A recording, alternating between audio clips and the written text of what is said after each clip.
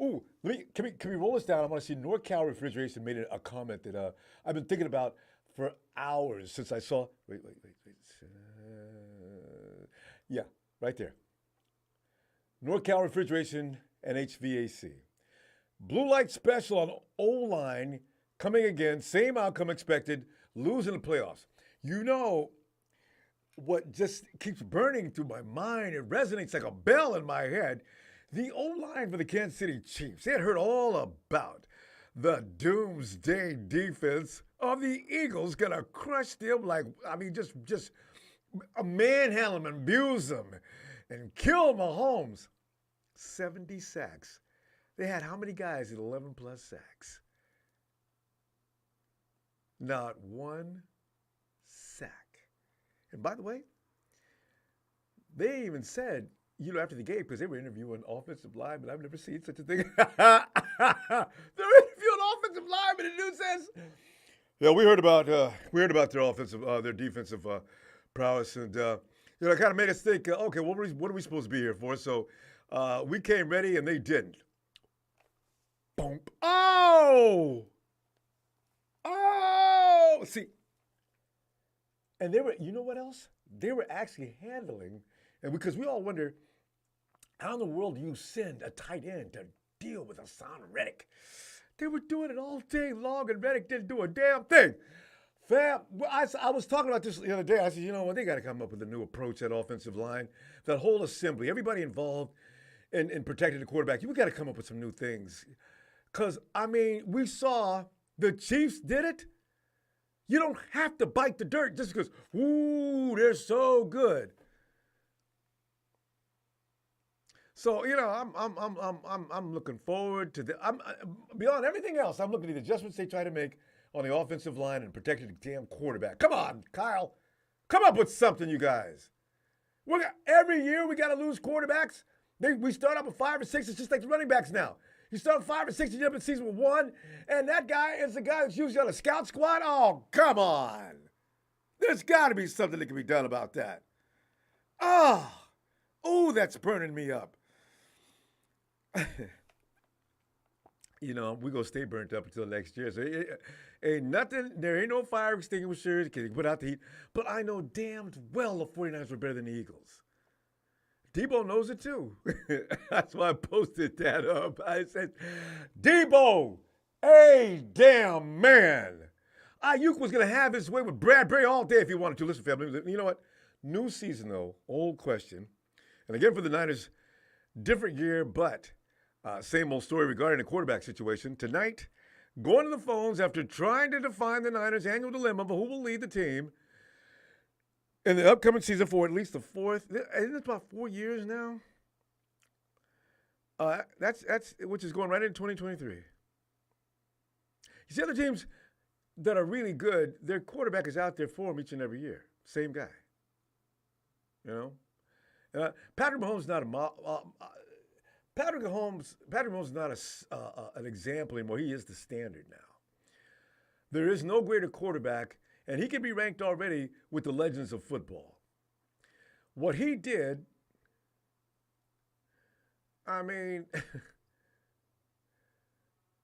what's that, Paul Pierce? Patrick Mahomes, he looked like he was in terrible pain, right, in the first half. Comes back and does a job on the Eagles. like he never went through any pain. That's why I kept yelling in the game. Damn, what kind of drugs they pump Patrick up with? The hell is that? Running down the field like I've never seen him run before in his best days. So, you got to give it to him now. And the tongue hanging out and everything when he throws the ball, who does that remind you of? Do all legends do that? Anyway, fam, at the base of the screen, you'll see the phone number and the PIN number. Get on in here and give me some tonight. I'm going to talk about this right now. Oh, but first, let me mention this because I'm so amused. I am Athlete Broadcast. You've probably already seen it. I couldn't stand it. I had to hold this. I had to post up on my wall. I'm going to keep this where I can find it from now on. I'm just so delighted because people already say the 49ers ain't got no class, man. The players, the one thing about the fans running around talking trash, but the players should keep their humbleness and look like they got some kind. Look, shut up. I mean, the 49 players got every bit as reason to be mad as anybody else. This was bull. Bull, bull, bull. The Eagles just were not a better team. That's all there is to it. And I am Matthew Bruckers. Debo Samuels asked about James Bradbury by LaShawn McCoy. You go tell me. So LaShawn's going on and on because he used to be an Eagle, right? And Debo said about Bradbury. He's trash. Debo's word? Well, I'm proud of you today, D. I am proud of you. Tell LaShawn to step off. You know what? Bradbury's the reason why they lost the Super Bowl. Partially. So don't tell me they had a great, their defense was good, but they didn't show up for the Super Bowl, and they weren't going to show up that day. We were going to beat them. Debo thought it was going to be around. He was there. I know he was right. Because as soon as IU tore up Bradbury all afternoon, what do you think the running backs were going to do after that? Oh, that was going to be a joke. Oh, I'm back. Oh. Kyle, I'm not forgiving you yet for what happened with the Giants. But, boy, this is... Anyway, fam, okay, it's no longer our business. We got to worry about what's going on next. And the question started coming from reporters on locker room cleanout day following the Niners' championship game loss. They went after Kittle first, as they always do. GK had just talked on everything from losing to the Eagles to a number of GK types of madness for a minute. He can come up with the strangest things when he's talking. I love that guy. Until finally the subject that he hasn't been able to avoid in his 6 years with the league was brought up, of course. And when Kittle heard the word, as soon as he heard the word quarterback, he stopped the question. Whoa. Pointing out that he's no stranger to queries about the game's most important position. George immediately said, I've had, and this is a quote, I've had a 6-year career, and I've had 1 year with one quarterback. Other than that, I've had 2 or more, 4 or out of 6 years, I've had 3 or more. I just love a plethora of quarterbacks to choose from. Unquote. Are you feeling this pain and that sarcasm? You know what I'm saying? Because, like, damn it, Kyle, Mr. Forrester, Coach Forrester, all you guys, do something about that. I'm not just talking about the offensive line. In general, there's some things that need to change. Granted, he's a rookie. Yes, he was supposed to step up and make that throw. But still, what about the other guys? Kittle's sarcasm served as a cover for the obvious frustration that he and the Niners have had at the quarterback since Coach Shanahan arrived in 2017. You and him and me and everybody else that likes 49ers is going through this dreary misery all the time. While the Niners have enjoyed plenty of success, they've gone to the NFC Championship game in 3 of the past 4 years. How in hell do you do that and not come up with something once? There's a feeling that if they simply had a quarterback capable of staying healthy and productive, they'd have had at least 1 Super Bowl title. Duh.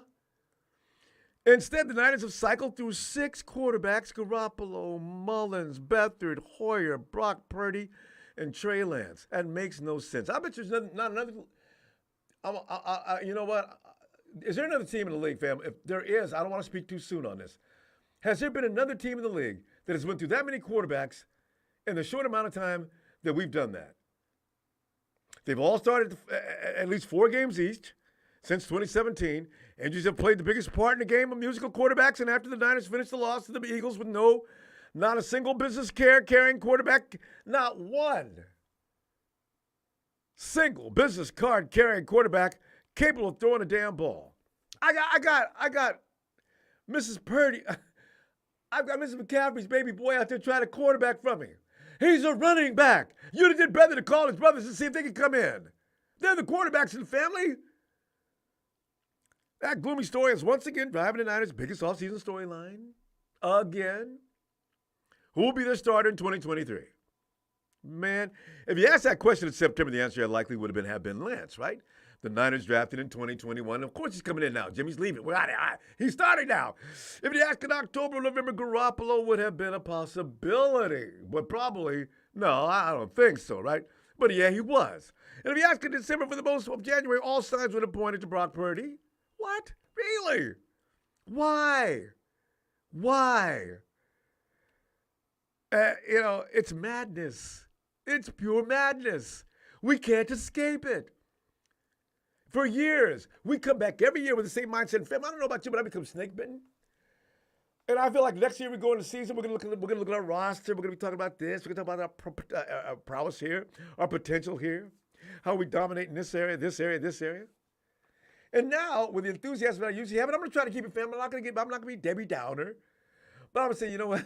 Somebody's gonna say it even if I don't. Yeah, we look good as hell now, don't we? Yeah, it's July. Yeah. Let's see what we look like in November. See, because now it ain't about how good we are; it's about how lucky we can be. Now, in February, the Niners don't necessarily have an answer, at least not one written in stone, save for there's certainly that Jimmy G will not return after he becomes a free agent coming up next month. Initial indications that it will ultimately come down to Purdy or Lance, and Purdy right now is the favorite if healthy. It's only one logical way you can look at it at the moment because they also the only two quarterbacks under contract for next year and beyond. Coach Shanahan can go on record saying, quote, "I know we have two starters on our team right now that I believe we can win with." When you have that situation, you're not that eager to go looking around, unquote. Based on his play in 2022, Purdy would be considered the leader to start next season. But whether that comes to fruition, it's going to depend largely on whether or not he recovers from that torn ulnar collateral ligament in his right elbow. Now, you know how these things go. Fam, don't get your hopes way up for him to cover it on time and on schedule. These things are driven by a narrative that doesn't include the human element, right? Because he's still, when he comes back, any number of things could be wrong. The doctor may be not that good. Maybe something goes wrong in the room. They soak the tools in his arm or something. Yeah, there's any number of possibilities, right? So he's pretty set for surgical repair on the right elbow coming up February 22nd next week with hopes that he can be fully cleared in roughly 6 months, which would put him back at some point in training camp. And when Purdy and Shanahan had their exit meeting, the topic of starting next year didn't even come up, according to Brock Purdy. In terms of, Purdy went on to say, in terms of who's going to be the starter and who we're bringing in on any moves or anything like that, we didn't cover any of that. Honestly, I didn't want to hear about anything. I just wanted to focus on my recovery right now and what I have to do with my arm moving forward. No pun intended. On quarter, assuming Purdy can recover in time, fam, and that's a big if. It's hard to envision anyone unseating him as a starter, given how he performed in 8 starts. You have to give it to him no matter what. He becomes the guy who the job is his to lose. But, Trey Lance is, Purdy was surprisingly good, shocking to be exact, it comes to mind too, to say the least, finishing with a QBR of 70.3. You could, if you saw that over 2 or 3 games sample, you'd say, wow, he ain't been tested. He got tested. He was nothing short of amazing.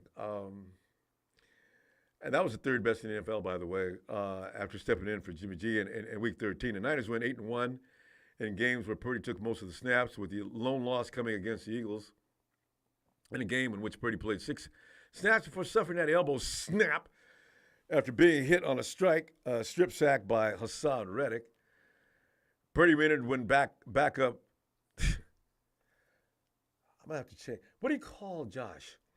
Anyway, Josh Johnson suffered a concussion and finished the game, but was limited to just 2 short pass attempts and 13 handoffs, so Purdy wasn't even effective. He wasn't going to be effective anyway, and he wasn't scaring anybody. If anything, we all should have been scared. If he gets hit on an arm again, he's going to pass out right on the field. GK said about Purdy's performance, quote, "I don't know how you can't be confident in Brock Purdy after what he put together," unquote.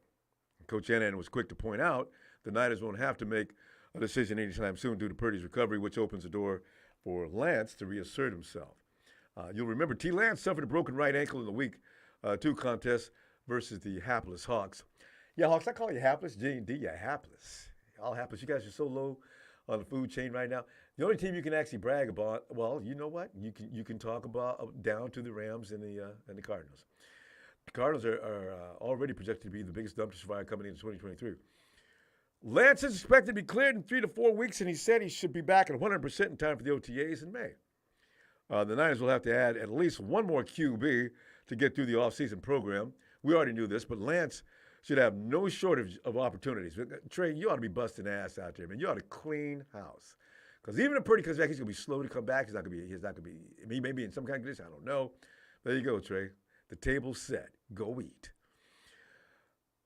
Trey quoted saying, I'm excited to go out and show what I can do. Same situation it's been for me the last 2 years and really my whole life, unquote. The Niners acknowledge that the consistent quarterback injuries have made it difficult for them to land that sixth Lombardi. And then they also know that Purdy and Lance represent their best current options, while acknowledging they will need to add another quarterback or two in some way. Shanahan said that he wants, quote, the best available that can fit into the structure of our team and the salary cap and all of that. Before anybody starts hollering, Baker Mayfield, please. But you know, okay, you know what? I don't want to. Whatever you say, fam. I'm not here to judge. I forget that sometimes. I'm not supposed to do anything more than just sit here and bring in the opinions. Don't be jumping on folks. So if you like Baker Mayfield, that's okay. Just explain it, right? No, Derek Carr is not a possibility. Derek Carr, it's projected he may get about $30 million a year from somebody. Probably about a 3-year deal. Jimmy G on the other hand, Jimmy's projected to get maybe $15 million with incentives. Probably be a 1-year deal because nobody's going to trust Jimmy. So those two guys. Matty Ice, maybe. You need somebody who knows what Kyle's doing, you know. Our guys aren't in as bad a shape, though, as some teams. Rams. Rams. But the Niners aren't jam-packed with cap space and don't seem poised to go big ticket. Not a big ticket player searching for sure, at least not right now. That's especially true with Tom Brady already announcing his retirement for now. Hey, odds, Vegas has already got odds but upon Tom Brady to come back and say, hey. Come on, I was just kidding. I'm not leaving this game. They're going to, listen, guys, next time I announce my retirement, just ignore me, okay? The only way I'm going to leave this game is in a hearse. That's it. I'll be here till I'm 75 years old as long as people are happy. And also, the many complications that would go with the NFL's favorite problem child, Aaron Rodgers. And people can start, Aaron Rodgers is getting paid $50 million a year. You know what else you have to give up for Aaron?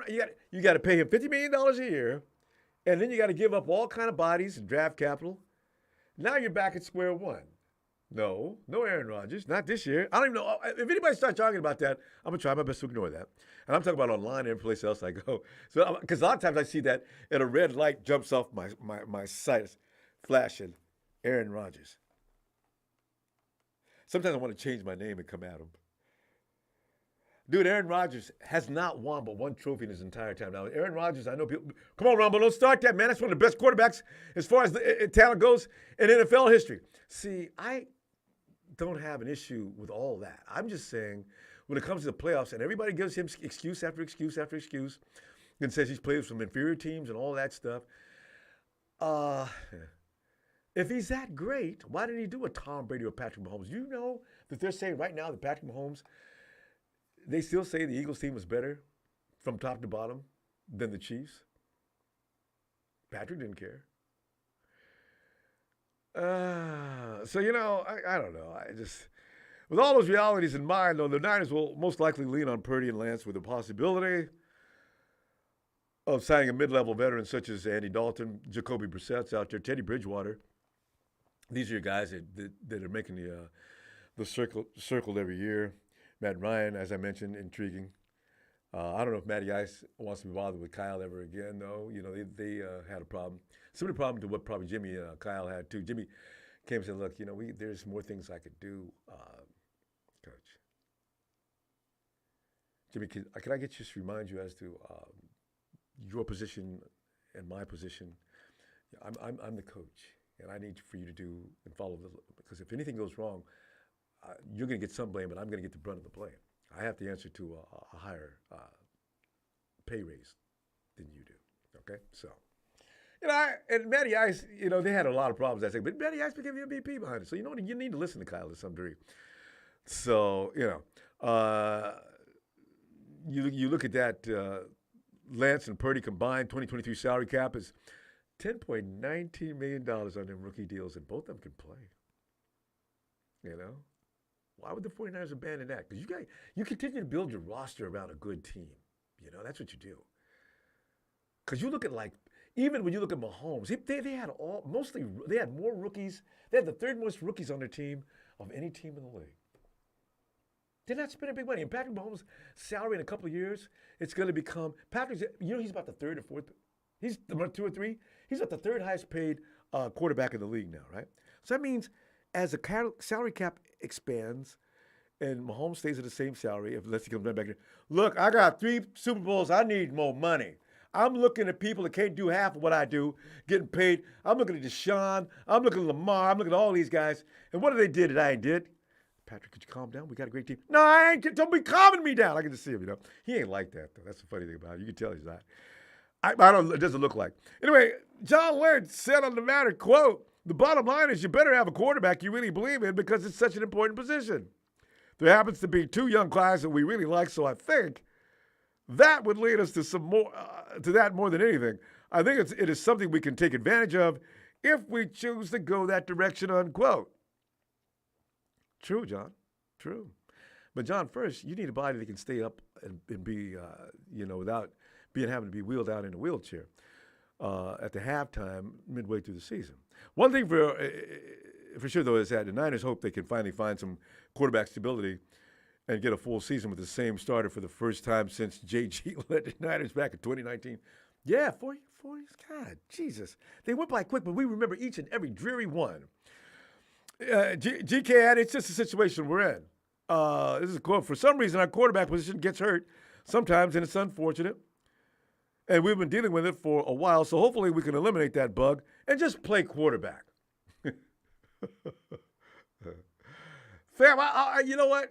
Give me some tonight of what you're thinking about. We're gonna call whiners whether we're talking rational or not. So who's gonna man the fort next year between this conversation's gonna go on anyway between Trey and Brock. Are we gonna bring somebody in? Who do you think it's gonna be? I was screaming and yelling to start the program about the fact that we've got to do things differently as far as protecting the offensive line. The Chiefs' offensive line, is it much better than the 49ers' offensive line? They're good, but I mean, man for man, personnel-wise, why can't 70 sacks and they got none in the Super Bowl? How did that happen? Somebody was on their job. So anyway, man, I tell you, I'm tired of being tired this time of year. I mean, if next year we're doing this, I'm telling you right now, fam, man, you know what? I ain't even gonna be surprised. I ain't gonna trip. Next year, if this time we're still having to act like this, I'm gonna say, shh. We'll get them next year, like I always do.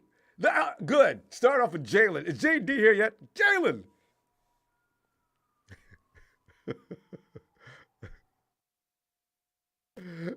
You can hear me? I can hear you now, Jalen. You hear me, Ronbo? I can hear you. Man, Cardinals, y'all irrelevant. Rams, y'all our bitch.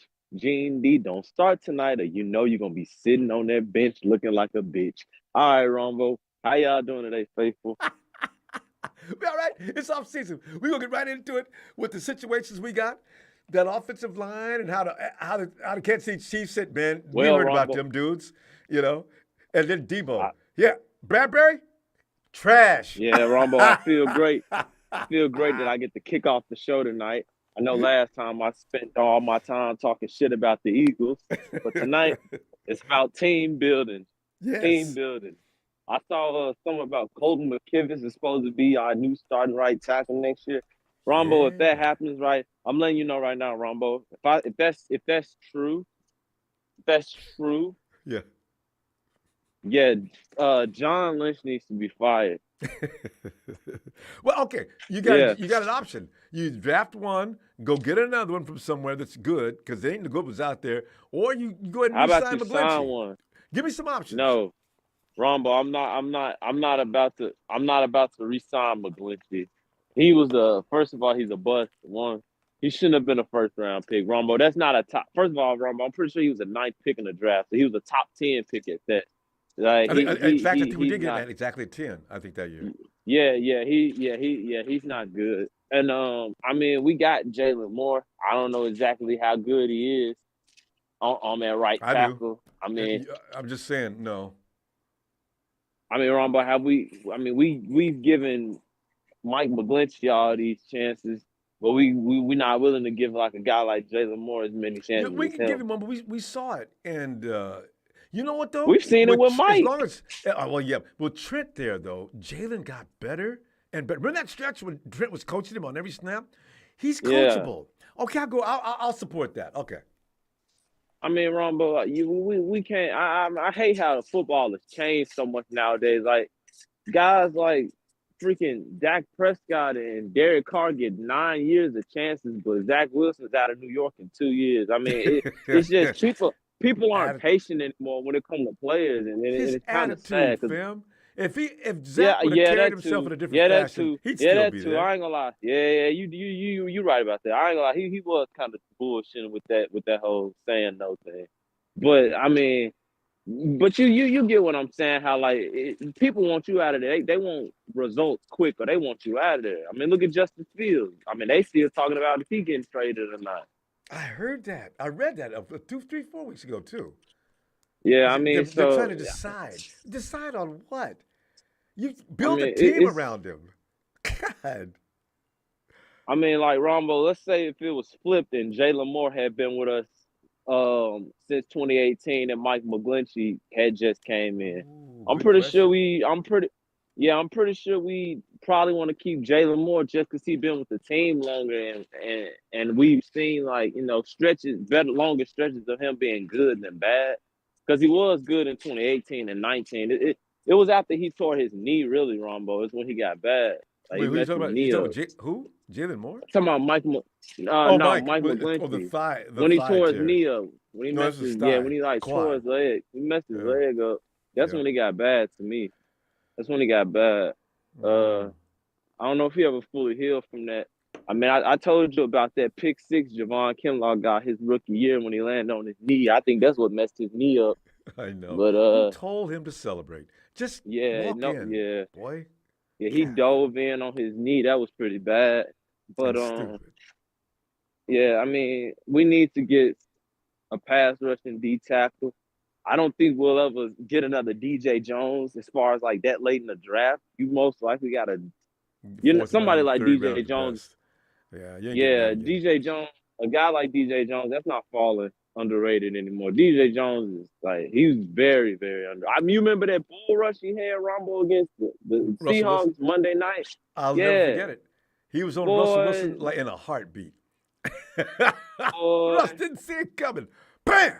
Oh! man, Rumble. If what's our new D coordinator? If Wills can bring over one of those guys from Carolina, I wouldn't mind that. Like we can bring Brian Burns at that D tackle some kind of way. Because we're going to have some vacancies. Some people ain't getting Yeah, re-signed.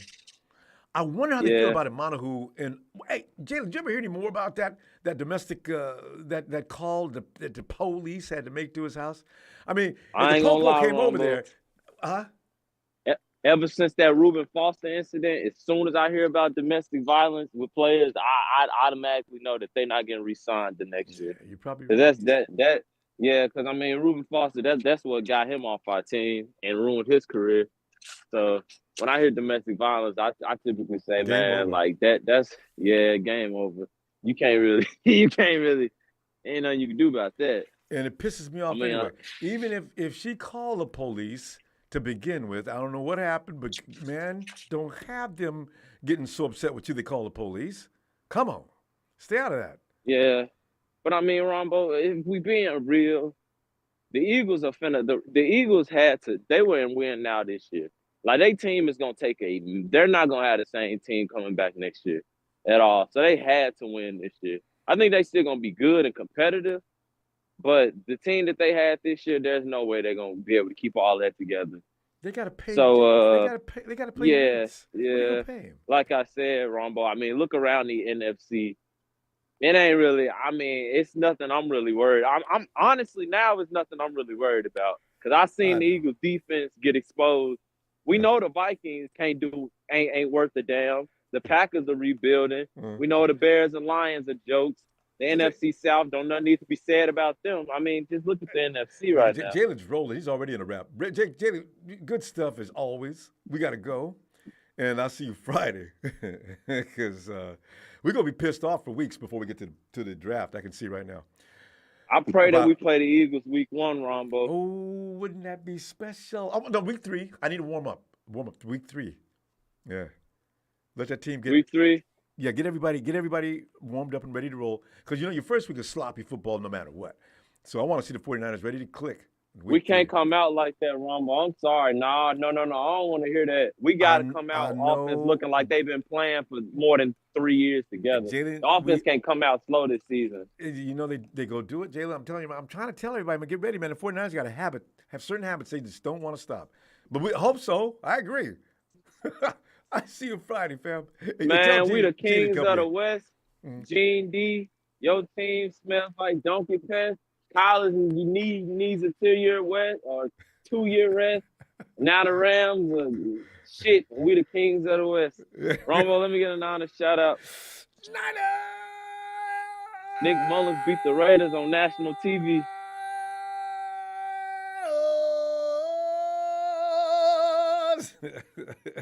Jalen, my dude. I see a little bit. And hey, yo, Jay.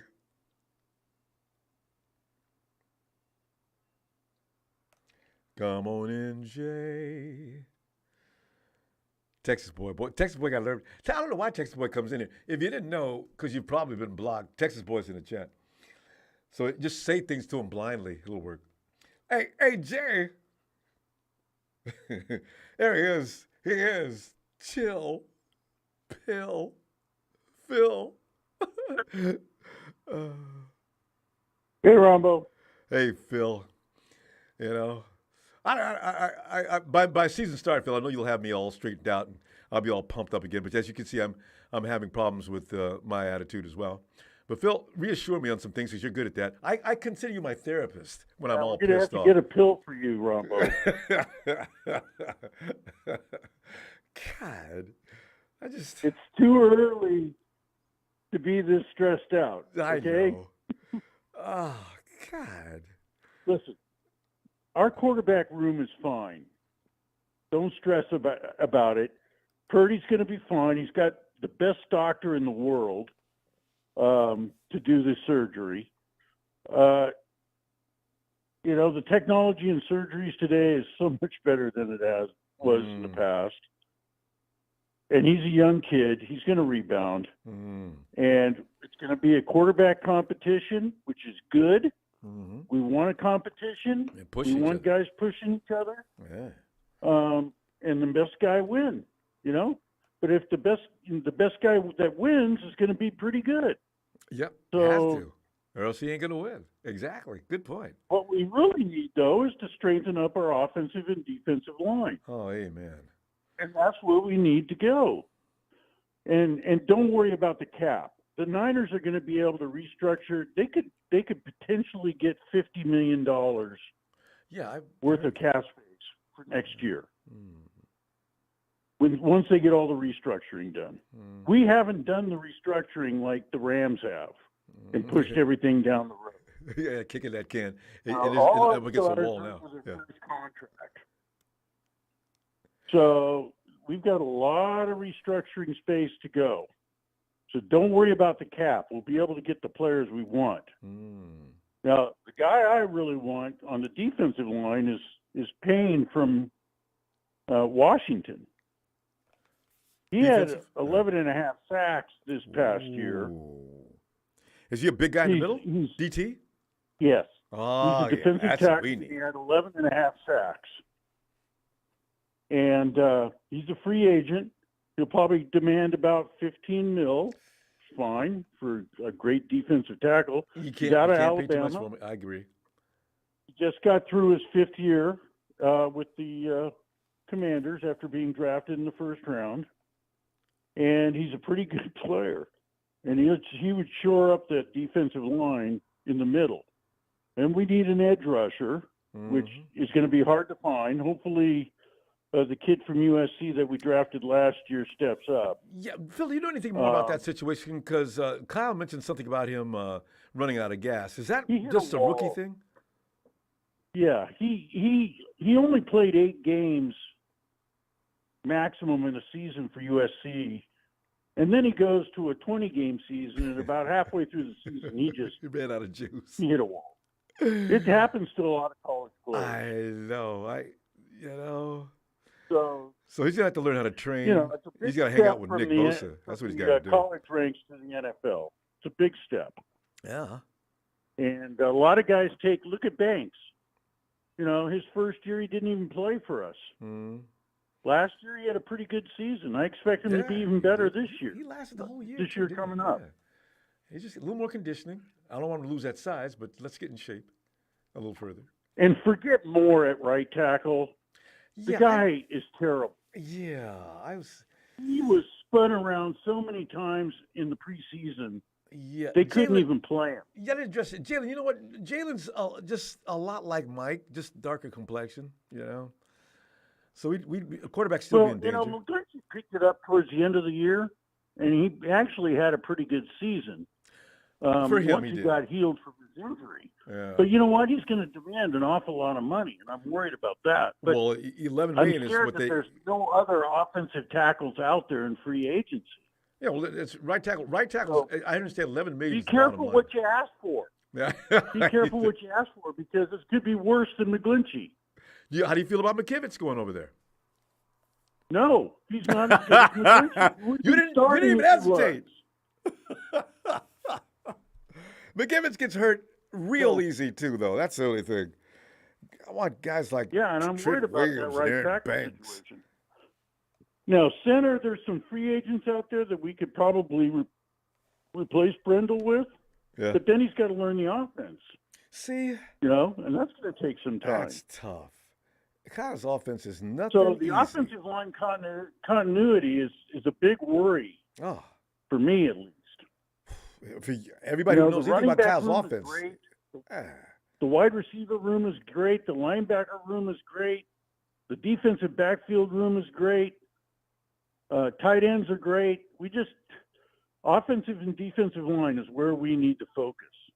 And Phil, you mentioned the center. That's got to be a real cerebral, high IQ football player, because he's got to be able to diagnose and read real quick and relay that info to Matty. I said when Mac was with him, he didn't have to do anything. Mac just pretty much said everything you needed to know before that ball was snapped. That's what, especially in Kyle, he calls out all the line assignments at the line of scrimmage. Yeah. And so, how long does it take to learn the process? Centers are like very that? important. Hell yes, they are. Phil, always good stuff. We're going to go. I'm going to tell you what, I'll be back Friday. We're going to talk football and keep our minds occupied so we didn't think like thoughts I'm thinking. But, we need to focus on offensive and defensive line. That's where we're weakest, and that's where we the trenches. That's where you're going to win and lose. So you're right. All right, Phil. Great All stuff. All right, Ronbo. I'll see you Friday. Don't worry. It's a long off season. You don't want to be great tomorroh. Well, you got a ways to go. And I don't want to have kidney and liver problems because I can't I can't destroy my organs. As I'm saying. Stress can kill you. All right, All right, Phil, have a great night. All right. Talk to you a bit. Later. Bye. Bye. Seriously, fam, being a 49ers, you almost have to go to a doctor, and as soon as you come in and talk about your symptoms, the doctor say, "You're a 49er fan, aren't you? How'd you know? There's been 20 guys in here like you today. Sit down, let me take a look." What? Hey, there he is. He is the head of the Dragon Castle. He is Papa Dragon. Pop, get in here. What in the blue hell is that jabroni talking about? Oh, your favorite guy, Phil. That's why production does this. They make sure to piece you guys together. Hey, production, but they're always letting Phil go first so you can cross-examine. Pop, did you hear anything you didn't appreciate so far? How in the hell is our quarterback room great? How? Well, money-wise. Explain it to me. Money. Was Patrick Mahomes running around on the field with like a little blip of how much he makes? No. If I'm not mistaken, he was making the same thing everybody else was making in the playoffs. Yeah. And that's what you're playing for. You're trying to get to the playoffs and get to the big dance. Unless I'm wrong. No, you're absolutely right. Otherwise, it's true. what's the point? There's defensive line problems. There's offensive line problems. That's all true. It is absolutely true. But to sit there and not even mention to say the quarterback room is great is far from the truth. We have absolutely no idea. None. What either one of these two jabroni quarterbacks that we have are going to do. We don't know. We don't. We have no clue. And guess what? And guess who our coach is?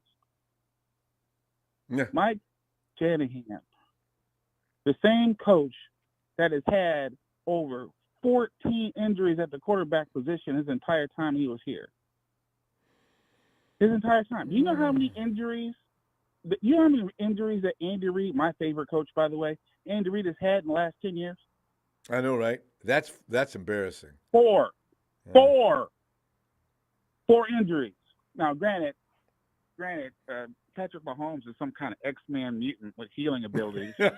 In the middle of the game. I thought about Paul Pierce. He goes off the field in a wheelchair and comes back in shooting from 40 feet and 50 feet and hitting. And Patrick, same thing. Damn. All I'm saying is if RG3, or RG me as I like to call him, if he was coached by Andy Reid, he'd still be playing today. Yeah. Period. If he coached Trey Lance would have started from day one. Based on who he was going against. Okay? Now, the point I'm trying to make is that if this team is supposed to be win now, right? We're supposed to be win now. Vegas has us slated at number 2 best odds to get to the Super Bowl next year. And we don't even know what kind of quarterback we got. We're in year 7, Ronbo, and we're still talking about quarterback. But let me just say this about this, Pop. The thing about they're basing that on is the structure is what beats teams with San Francisco. I think that's what they're doing. I get that. I absolutely get what you're saying. I get that 110%. Okay, but the AFC is loaded with top-notch quarterbacks, which means that we're likely to face a top-notch quarterback if we get to the big dance. If anybody thinks that you're going to march Brock Purdy out there up against Mahomes and expect him to go down the field in 30 seconds like Mahomes can do, you're wrong.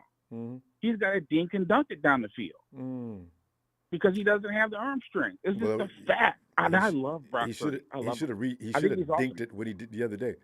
Fam, you know what, though? You're never going to – here's the thing. They're not going to – it's not Mahomes versus Purdy in that fashion. It's Mahomes versus 49ers defense and plus Kyle versus whoever we're playing's defense. There's where your mismatch Oh, my God, is. Ronbo. No, Ronbo, listen. Hold on a second. Wait a second. You mean to tell me that if you put Brock Purdy or Jimmy Garoppolo in Kansas City, he's coming back in the second half? Not if he goes down like that. They did the same shit. No, they did the same shit to the Philadelphia Eagles that they did to us. The same thing happened. Like we were in the Super Bowl against them. When we're in the Super Bowl, everyone say, oh, the 49ers have such a superior team. Well, just crown them already. And guess what? We don't got jack. Yeah. And they're saying the same crap now, and then we believe it. So if you can't beat them, Ronbo, I say join them. This is what I do. This is what I would do. If I'd love to hear it, please. First thing I would do, because I'm a man about solutions. The first thing I would do is I will sit there and say, hey, D'Amico, how you doing, buddy? Oh, you doing great. Yeah. Hey, D'Amico, do you think any quarterback in the draft right now is as good as Trey Lance? So I know you're thinking about taking one at number 2 or 1. Mm-hmm. You said, oh, no, not at all. Trey already knows the system. Trey's bigger. He's faster. I think Trey could probably come in and start for us. I said, well, you know what, brother? Let's do the trade then. Give me that number 2. Give me a 3 next year. I'll give you Trey Lance. Then you got your quarterback of the future. Okay, I thought you had something in mind in the draft because we're going to run out of time. What are you going to do with that pick? No. That's step. I got number 2 now. I got some bargaining power. So the next thing I want to do is I'm gonna corner the quarterback market. So the next thing I want to do is I'm going to sign Derek Carr. Big show. There you go. Papa Dragon. Now, collaboration. Now, Derek Carr. I got Derek Carr. Derek Carr's coming in town. Man, have you lost your mind? I have, but I'm not done. I am not done. All right, Pop. I'm not done. Give me a few more seconds, Pop. We got to go. All right. But I like it. Lastly, I am then going to do a 3-way trade with the Jets. I'm going to send Derek Carr to the Jets. I'm going to send him 2 number 3s. And he's going to send me back the quarterback that doesn't want to be there, who's going to get traded there anyway, just so that he can come to us. And all of a sudden, we're going to have an arrogant prick at quarterback for the 49ers. His personality is going to match our coach. We're going to be the arrogant pricks that have never lost a game because we're the greatest team in the world. We're going to have Aaron Rodgers at quarterback. Oh, I thought you were going to say Zach Wilson. I say, nope. Pop, nope. You need $50 million. You know what? I want you to elaborate on this. I'm going to come back Friday. Let's revisit this, okay? I'm intrigued by the whole idea. I'm there right now. We got to go now, though, Pop. But I got it all ironed out. Yeah, get him up. Hit him up on the chat and ask him what you think about this, and I'm sure he'll love to answer. But we really do have to go. Let's start the discussion. Let us know what you think, guys. All right. Am I crazy? Yes. All right. I love it. I am crazy. Crazy is fun in the offseason anyway. Sometimes insanity comes true with this team. I'm trying to win now because we got the greatest team in the world. You're damn right. They're not going to be younger. All right. We're the people's champ. There you go. I'll see you Friday. There goes Pop. Now, there it is. Now, I just said I didn't want anything to do with the NFL's number 1 problem child, and Pop came in and made a deal to get him. You know what? It's fine. Well, let's see what happens when 49ers do. Hey, Terradome. We ain't seen Terradome in a while. T-Dome. My man. How you doing tonight? I'm doing fine. This Valentine's Day weekend. Wishing all of our wonderful female and beautiful ladies. Nothing's finer than the 49ers. There you go. Say it, Ronbo. I love it. It's been said. It's been coined as T-shirts. We got the best in the world. When they take pictures, I will match them up against anybody in the whole NFL league. There you go. And all Texas Boy, we're talking to y'all in Dallas. We definitely are because y'all get all the love for that. Yeah. They do. And I don't know why, but ain't nothing finer than a 49er. Amen. Amen. Glory to God. Hey, man, I don't know if you caught the interview with Trey Lance on Rich Eisen. Oh, yeah, everybody caught that. He's ready to go. Man, he, Ronbo, we are just remarkably blessed with 2 young men, man, who are just, they're teammates. They're just outstanding young men. They don't listen. They're not selfish. They're not cutting their hair and trying to be Hollywood. They're not out here trying getting to caught do by this TMZ. Mm-hmm. They ain't, man. Trey Lance is saying, man, I'm just trying to do the best I can for the team. If it's a competition, whatever the case, I'm here for my guy. Brock just showed us some crazy stuff. And Brock the same way. And I love that guy, man. He's a lover of Christ. And I just want him to do the best he can for himself. And I'm looking past next year. Ronbo. This is for this young man's career. And if you've ever known a young man who has made it to the NFL, who has been blessed to get in the NFL, you just want him to prolong his career. we just touched on a year where DeMar Hamlin was down there within inches of his life. Just be thankful for the kid, man. And the thing is, he was gone for a few seconds, but thanks to that guy coming out of the ambulance, he brought him back. That story is intriguing. Oh, woo! Preach, Ronbo. Preach, man. I've been in emergency services 20 years. I'm a veteran of the United States military. I know what it takes to get the right people to you at the appointed time as fast and quickly as possible. All my worlds collided in one moment in Cincinnati. And we were just remarkably blessed to be at the #1 trauma center within the region. If it wasn't University of Cincinnati Hospital, that young man had to go, Ronbo, every bit of 50, 75, maybe 100 miles to get to the #1 trauma center, man. They were blessed to be 4 minutes away. Can you actually airlift somebody to a place that far fast enough? I guess you got experts on the copter, but I mean, yes, sir. It's scary.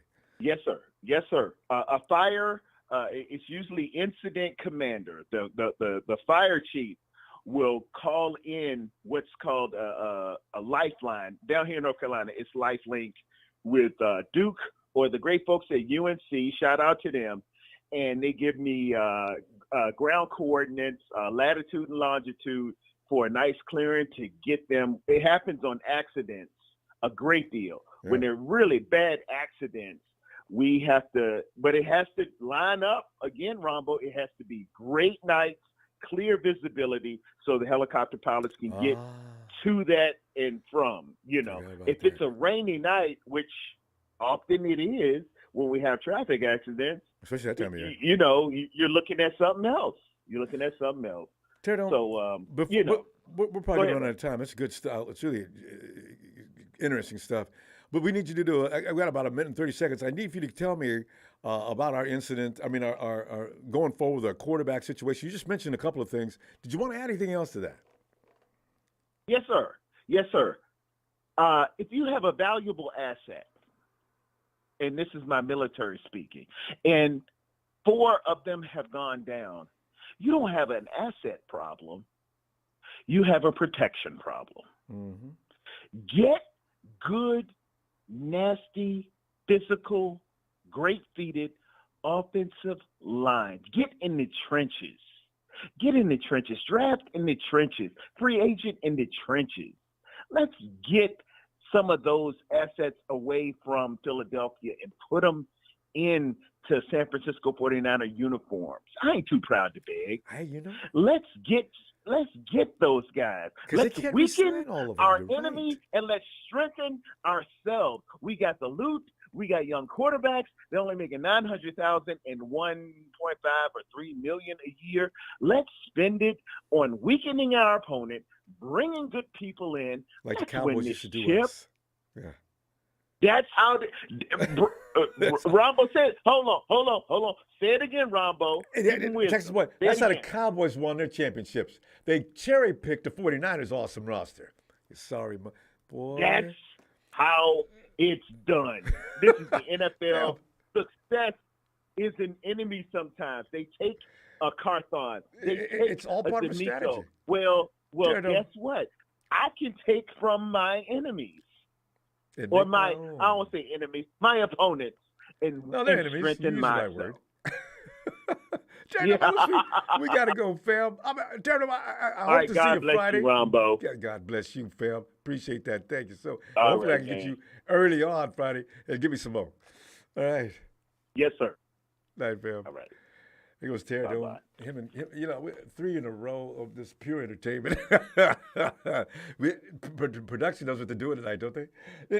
But I'm sure we still get people in order they're supposed to be. Hey, Michael. Hey, Ronbo, how's your night going, buddy? Oh, Michael, it's all right. I'm thinking, Michael, you remember Richie Incognito, right? I need an offensive lineman that I don't necessarily want my players hanging around with him afterward, but I do like one that's getting fouls because he's gouging the eyes of the defensive guy in front of him or something like that, and they didn't see it. I need a ruthless, brutal, you're not touching him kind of offensive lineman. They're going to be, we can't bring Richie back. I think he's been outlawed. But I'd love to find another Richie Incognito, put on my offensive line. No, we don't need that. Man. But anyway, we got that issue, and because we can't keep a quarterback. You got the game coming up, the competition coming up between Trey and Brock. What do you think is going to happen with that? There's one quarterback people were talking about, and I don't know about you guys heard, but maybe like Sam Darnold. Yeah, didn't Sam steal with Carolina? Are they getting rid of him? Yeah, but if they draft somebody, you don't know. You don't know how they might long want to let go with him, maybe. How would you feel putting him in our offense? Matt, he has the talent with us. Remember, Jets didn't have nobody. Carolina has nobody. Put him with the 49ers. Put him in the Southern Cal. He's from California. The thing is, I just don't want a guy that's already been seen and not accomplished much. But then it could be a mistake. It could be better in our system. I don't know. You could, you might be. Maybe you could fix them. You never know. You could fix them. Sometimes, it's all about finding the right system. Yeah. I know whoever wins the preseason is going to be our starter, either Purdy or Lance. Either one is going to be our starter. Yeah. I'm hoping Purdy because I like how Purdy, his hot streak. So I want to see the hot streak. Yeah. I understand we lost in the playoffs, but regular season starts. I think he's going to be undefeated. I think in the regular season, he's going to be good. They just got to find a right tackle in the draft, a right tackle that's going to be good. See, this is anxiety I'm talking about, Michael. What are we going to do about that? From what Steven said yesterday, he has an insider report saying that we're not keeping him back. We're not bringing him back here again. Michael Ginchie, So, I would bring him back. I don't know. Would you want him back, or would you think I don't know. I worry about starting a new guy and him having to learn everything. Maybe I'd keep him. I would just keep him. You know what? Maybe you got to work on his mechanics. Maybe you got to work on him more. He's already been working on him for 5 years or 4 years. Wow. And then we need maybe look for somebody in the free agent market. Yeah, Michael, he's not a right tackle. I wish there's a way to find a talented right tackle that can play right tackle. You got to change a lot of things. You're a great left tackle at Notre Dame, and they tell you, all right, you're going to play right tackle. Uh-huh. What? Yeah. Mm-hmm. Oh. Now what? It's hard to find, it's hard to find good talent. It's hard sometimes. Well, I hope we can find one in the draft or something. Yeah, that's a problem. Yep. Yeah, I hope, in the draft this year we find some good talent later on, like some right tackles and some corners and maybe a sleeper quarterback, It always seems by accident, Whenever we pick you go out and you get this well-touted kid. He's a second-round pick if you could get him, and he comes in, he does so, and then you pick up a kid in the 5th or 6th round, and he's just raising hell. Like Kittle, for example. One of the best tight ends in the league, right? Purdy, 7th round. And even Purdy too. I gotta give Purdy credit. Look at DJ Jones. You're not gonna see a quarterback like him. Yeah, he's just. Yep. Man. You're not gonna see a guy like Purdy. You're not gonna see a guy like Purdy be the last pick doing this. An accident. No way. Tom Brady was. What round was Tom Brady picked in? Was that 6? 6 round. I think 6 round. See, this doesn't happen. This is once in every 20, 30 years. Nope. Mm-hmm. You got a 6th round that won so many Super Bowls. You got a Purdy that won so many games in a row. There's not a lot of quarterbacks that get drafted later on. Joe Montana wasn't a first-round pick either. No, Montana, I think he was what? Well, back then they had 12 rounds back then. No, I think Joe was 4th round. I think it was 4th-round pick. I've been 4th. Yeah. Even Montana, and he came out of Notre Dame. Now I wonder who was in his draft class. Who was in that draft class? No, that's a good question. Who was in that draft class? That's worth looking up too. I gotta go find out who was in Joe's class. Yeah. And I'm sure, and no matter what, Joe was the best of them all. But who else was in Joe's class? Yes. Every year, that's a good question. Does anybody know? You can look at Mahomes' class. That was a loaded class. Oh. And I wanted Mahomes too, man. If we took Mahomes, imagine that. If we had Mahomes, and if we drafted McCaffrey, imagine what our team would have looked like. Don't get me started on McCaffrey because I had him in my mock draft, and people talked about it because I wanted McCaffrey in the 1st round. I said, you guys don't understand. I know, I'm looking at this. I've seen talent. I've been around talent. That is extraordinary talent. He's going to be a beast. Ronbo, nobody drafts a running back in the 1st round, man. I'm telling you, we're losing out. And Kyle, I bet you Kyle wants him because they already went down there and visited Stanford, right? And we come back and we get Oh, I don't even want to talk about it. Yeah, okay. I know. Well, like you said, now combines will start soon. Get out the combines and we'll start watching players. Maybe, the Niners will go down there and watch. So? Yeah. Yep. I think it's in Indianapolis. I think. Yeah, they're gonna wherever it was last year, they're gonna make it a rule to be there every year. I understand. And I know everybody wants Carr, but I think Carr's gonna sign. I think he's gonna sign a big contract either with Tampa Bay or coming to Santa Clara. Nope. No, I think he'll go to Tampa Bay. I think he'll sign with Tampa Bay. He says he's gonna take his time too. And maybe he'll play for the Rams. Michael, you're literally the criminal activities going on in the Rams organization. If they can sign Carr, then there really should be a serious investigation launched. 30 minutes. What are you going to offer? Yeah. Oh, they cannot afford Carr. I think Tampa Bay get rid of Stafford. Maybe. Well, his wife said she doesn't want him to play football no more. His wife said she doesn't want him to play football no more because of the concussion. Oh, Stafford? No, not Carr. No, Stafford. His wife said something about concussion. That he's coming all messed up already. Like he's messed up in his head. Driving and parking in the wrong driveway when he comes home and that type of thing. I mean, you know what? Probably going to meet, maybe saying the wrong girl's name when he's taking out with their something. I don't know. we got to go, Michael. I'll see you. All right, Ronbo, you have a good Friday. Night. Perfect. Yeah, good night. You too, fam. Good night, all Niner fans. Yeah. Night, fam. Hey, yo, Jay.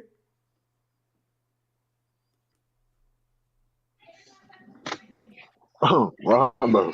Jay. Come on in, Jay. We're doing the off season, but we've gotten you. Jay, we've been getting used to this since 2019. 2017, 2018, we didn't have any huge expectations. We just hope we're going to get better. 2019, we found a way to get there and got beat. And now here we are, a few years later, same question, different year. The coach, not the coach, but the starting quarterback. And it was just so funny, Jay. You know what we need to do. And Jay, I remember, Jay, I think you're a Tom Brady guy, right? You wanted Brady that first year. Was that you?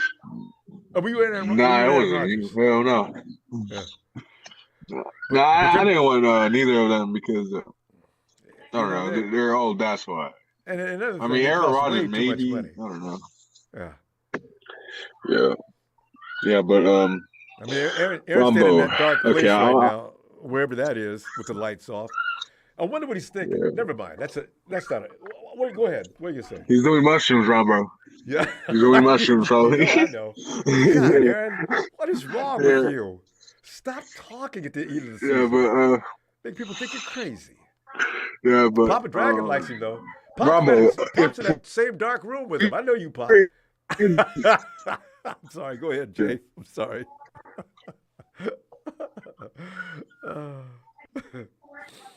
Jay? Jay? Jay, we haven't had this mic problem with you in a long time. Jay! Jay, you got that same system. Hello? Yeah. We haven't had this problem in a long time. Jay, give me some more. I ain't going to interrupt you. Okay, I'm here. Yeah. The quarterback situation, what are you thinking? No, I'm here. Okay, yeah. I'm listening. Go ahead. Yeah. I think we got rookie quarterbacks from, bro. We're not going to win the Super Bowl, in my opinion, because, I mean, we can, but, you know, we got to fix that offensive line. And, I mean, I agree. Brock Purdy, he played good, but, you know, I don't really see, like, we seen Jalen Hurts, Ronbo. He was going up against Patrick Mahomes, Ronbo. And I felt like Jalen Hurts, he did good besides that fumble. And he couldn't even beat Patrick Mahomes. And the Eagles had more time of possession than the Kansas City Chiefs, right? All day. So literally out there all day. And the time, and the time Mahomes was in that field, he literally scored in almost every drive. I'm pretty sure, besides I don't know one, I think, or something like that. But quickly, I don't know. They just went down the field, and just got right into the end zone. Bam. Yeah. I got a question for you. If we were in the Super Bowl, do you believe we could have won against Patrick? Yes or no? You know what? Yes. And I'll tell you why. Bruh. The Why? 49ers were motivated by a lot more than the Chiefs. And do you know that team, you had a nucleus of players that wanted to play the Chiefs so much. You know why the Chiefs' offensive line did so well? This inspired football can do weird things. If we'd have put a 10-point lead on the Chiefs again this year, I'd almost bet a lot. Ain't no way this time. You guys ain't coming back on no 10-point lead this time. We learned and we know what to do this time. But I don't see Kyle Shanahan losing to the same team in the same fashion twice in a row. I just don't see it. I don't know. I low key disagree because when we faced them week 7 Ronbo, they whooped our ass Ronbo. Oh, but like, you know what? We had I don't know. we had too many the wrong people out. I got Jimmy Ward out there playing with a cast on his hand. I got Travarius Ward and Nick Bosa coming off of hamstring injuries. They shouldn't even been playing in that game. You know what? I see a different situation at this point in the season because, you know, the 49ers have a way of playing bad football for the first half of the season, and then after that, they become the money club. So it would have been a better game than the first time we saw them. Guarantee you that. You remember when, what's his name? What's the wide receiver that kept walking? I think we should draft a quarterback, man. They're gonna do that anyway. Kyle does this every year. Ronbo, I think we should draft another quarterback. I'm probably going to do it. Athletic one because I don't. What round is the question? I don't know. An athletic quarterback. I don't know what round. I mean, we need an offensive line, so I don't know. There's number one. First, find somebody that's number one. That can protect the quarterback, and then whatever kind of quarterback, then you look at that. You know, I also need a quarterback that has instincts. And can hit the open man right now. I like athleticism, guys running all over the field all the time. That's so good and everything. That's a lot of glitz and glimmers. I can appreciate it, but I need a quarterback that can find his players and play quarterback. Get the friggin' ball to him now. That offensive line is only going to hold that defense so long because defenses now are frightening. So the longer you're back there trying to find a receiver, running around, it's just not a plus. Patrick Mahomes is one of the greatest of all time. Patrick Mahomes, he can run, but make no mistake, he'll butcher you from that pocket. If you can get that kind of player, I'll take that quarterback in a heartbeat. Yeah, I agree. But yeah, that's all I got, Ronbo. And Jay, that's, hopefully. I'm gonna tell you what, hey, I'll be back Friday. All those guys work out. All right, Phil. Yeah. You have a good one. You too. Okay, and there he is, my favorite dude. He is out of Reno, probably sitting in a casino even as we speak.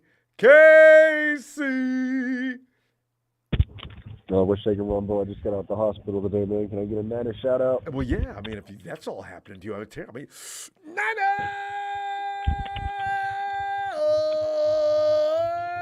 for Case coming out of there. Case, did you have a hot nurse or two? Yeah, there were like 4 of them last night. Oh my goodness! Oh my goodness! No wonder you healed up. I've been so sick, man. I haven't even had an appetite for like a week. Really? What's wrong with you? Are you serious? Yeah, no man, I've been pretty sick. Yeah, I got this little virus here. Yeah. They tell me you got your antibiotics. They're just like, no, man. They give me the runaround, man. Anyway,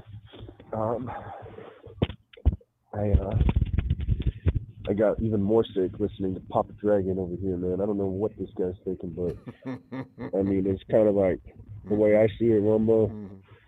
Is like if you're gonna call yourself a 49er fan, you don't talk about players like that.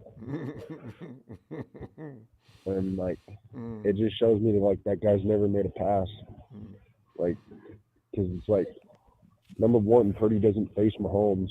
And number two, there's a bunch of other people in the world not named Mahomes that have stronger arms. And like, we just saw Purdy literally lead the league after being the last pick in the draft and then break his arm and then get back into the game after breaking his arm. So, who You the know that arm hell was hurting. would ever say, Mm. And yeah, you make a good point too about arm strength. That, when you think about it, Patrick Mahomes wins, yes, but he's got a lot going for him beyond arm strength. I like, think it's that's really, overweighted a lot of times. Arm strength. it's You just can throw down it's the just field all you unfair. want to. Look at what's his name threw downfield. He had a couple of shots. But that was also because of bad defense too. So I don't know. I think it's overrated. I need a guy who's precision. It's like, I need a guy who can sharply that's get rid of his that ball God. quickly. Yeah. That's Mahomes' God-given ability, man. Mm. Like, comparison's the thief of joy, Yeah, no, Mahomes is the full package. He has no weaknesses. None. I don't see any either, man. But I mean, really, I don't see any weaknesses in Purdy, man. I mean, he can make all the throws. I haven't thought of Purdy as having a weak arm. No, There's it's not never one about throw weak. that I'm like, man, he's got a weak arm. No, that's people call him too small, too many. I mean, I need a results. I don't care about that stuff. If the team's offense is Yeah. moving, I'm happy. Like, the guy just led the league since entering, like, and then everyone just forgets about him, puts their Lance jerseys back on, and Purdy sucks. Like, Because I mean, Josh just Allen can throw a ball common through a theme brick on that. wall, and where is he at every year? It's not. Yeah. It has a lot more to do than that. Exactly. Like, are we going to compare Purdy to Burrow? Like, what is them? Like, Rodgers? Like, Quarterbacks have to be very sharp people. They have to be really sharp And like, on that field. and do I think the Niners would have won the Super Bowl? Hell yeah, I think the Niners would have won the Super Yeah, Bowl. because the defense, if nothing else, That defense was going is to make crazy, sure. man. Purdy goes out, that changes the entire game, man. Brock's not getting enough credit either. You know what? Like you say, he's played 8 games, and he looked like that. Do people actually realize what he may look like after a year or two?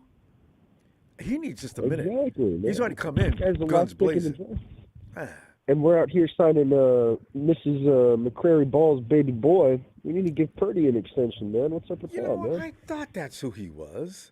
Just give him like $2 million. Let him show up with like some Saatchi loafs or something, man. Give him a Saatchi robe, Is he going to help us? Where's McCurry from? So Didn't we have him last year? We had him last year. That's Who? right. Where did he go? Did he get cut? How do we have him back in camp? I didn't read the story. I just glanced over it. I just realized who he is. I was impressed with him last year, though, now that I think about it. You talking about Ronbo? The linebacker we just picked up. Yeah. No, yeah, he's made some plays. He looks great. He looks the part, How did he get cut? We had too many guys. Burke beat him out, I think, right? Because it's just the depth of the Niners. Yeah, I know, right? Linebacker's a hard job. Yeah. You come to San Francisco because, you got to be real good to play for the 49ers at linebacker. Yeah. And then I thought that was funny how the Cardinals signed the head coach today for a 5-year contract. Wait. Who they signed? The Eagles defensive coordinator. Oh, yeah. They went defense, huh? Kyler Murray, you're not going to be able to run Kyler Murray's Texas offense. What are they going to do? That's a comical organization, ain't it? Like, he's been in the league for a while, but he has, in my mind, he has little experience. Like, maybe he knows. Maybe he has friends. He can call the right OC, I guess. I just think it's another Cliff Kingsbury to me. I hope so. It's fun watching the Cardinals. If it's not I don't Rich hate Gannon, the Cardinals, though. I don't. Yeah, if it's not Rich Gannon, like, who's, like. But how do you feel? I don't give a damn about the Cardinals. The Rams and Hawks, I get emotional watching us kick their ass. But the Cardinals, I never get it. The needle doesn't move with me. I just kind of an feeling. Even when we lose to them, I don't really take it seriously. Okay, fine.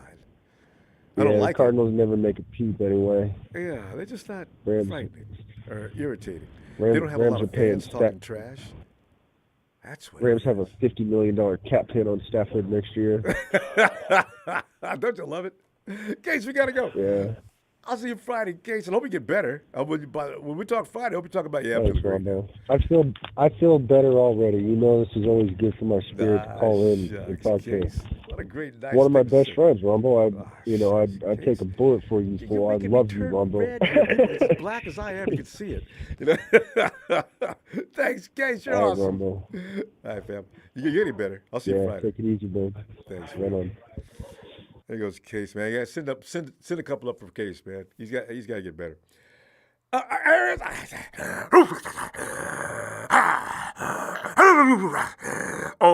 Howard! It's my dog.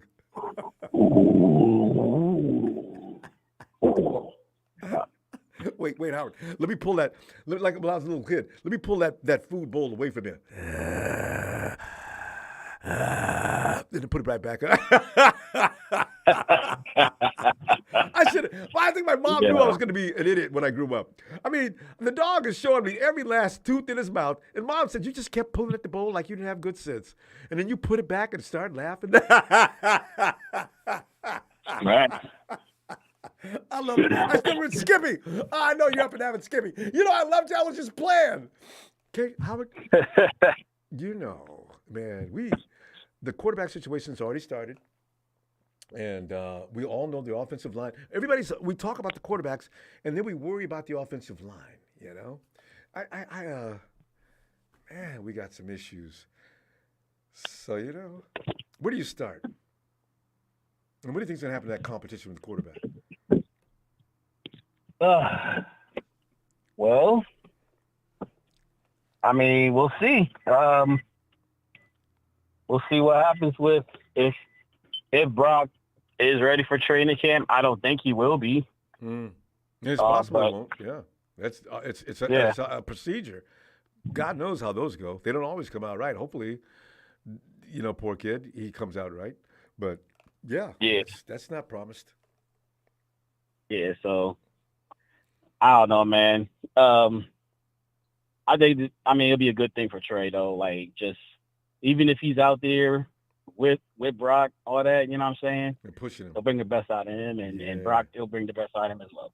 Yeah. But all jokes aside though, like, if I'm gonna be honest, if we had made the Super Bowl, let's say we did get past Philly, I do not think we would have beaten the Chiefs. Maybe. I'd have to flip a coin.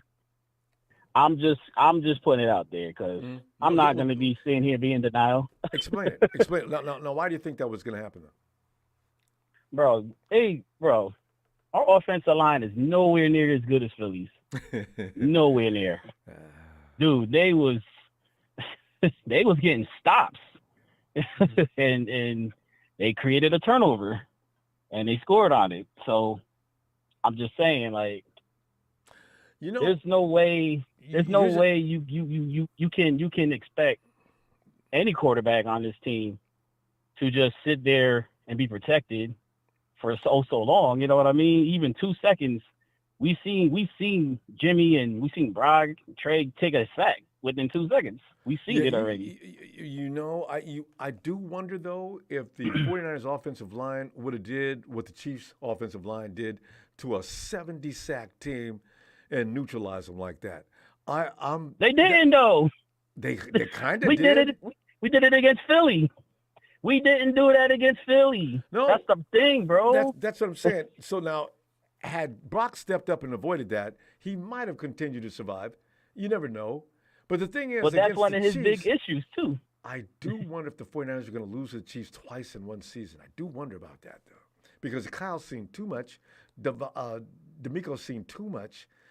I think they'd have it adjusted the second time around, a lot like we did against Philly. If Philly doesn't break Brock's arm, boy, it's like Debo said.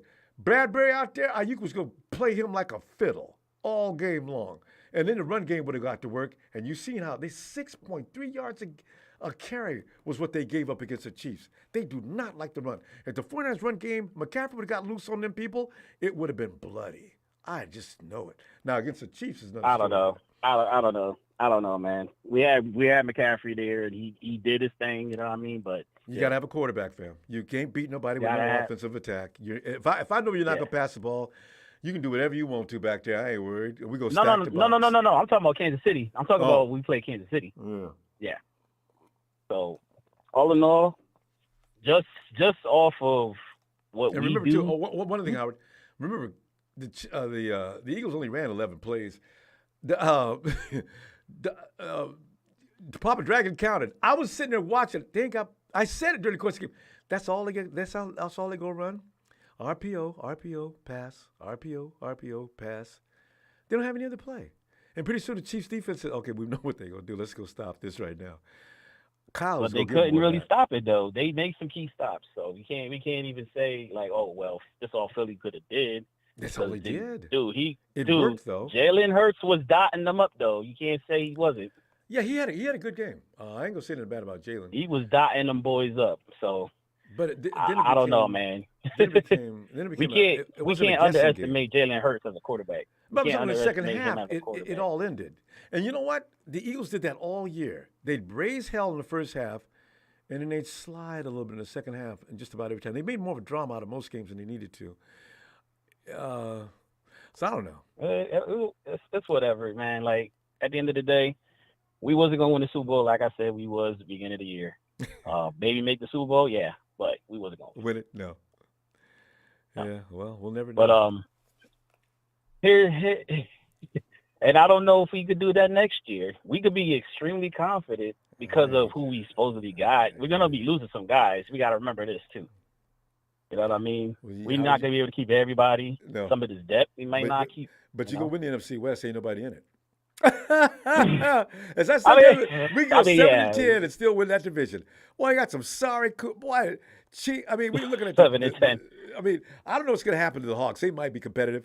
Speaking, but the Cardinals and Rams speaking of that, speaking of that, Ronbo, did you know that the Cardinals hired the freaking Eagles defensive coordinator after what they just saw in the Super Bowl? Come on, Howard. 70 sacks. I got to have him. Yo, the Cardinals are retarded. I love it, though. I love I love They're in our division. You got to love them. They had the wrong coach. They should have just got Shane Steichen. Go Cardinals. And he beat them to it. Go Cardinals. Cardinals. Oh, God, it doesn't sound right. They're a cartoon club. Well, yeah. What's going to give us fits next year? But what's a real Ronbo? We need another playmaking tight end to go with George Kittle. I've been saying it for years. Remember when we had Vernon and Delaney? Bring Goddard. Fam, bring some suggestions on Friday. I'll be back Friday looking for you. We ran out of time having too much fun. Every time we have too much fun, the clock runs out. Bubba, I'll see you Friday. Right. All right, Howard. All right, big dog.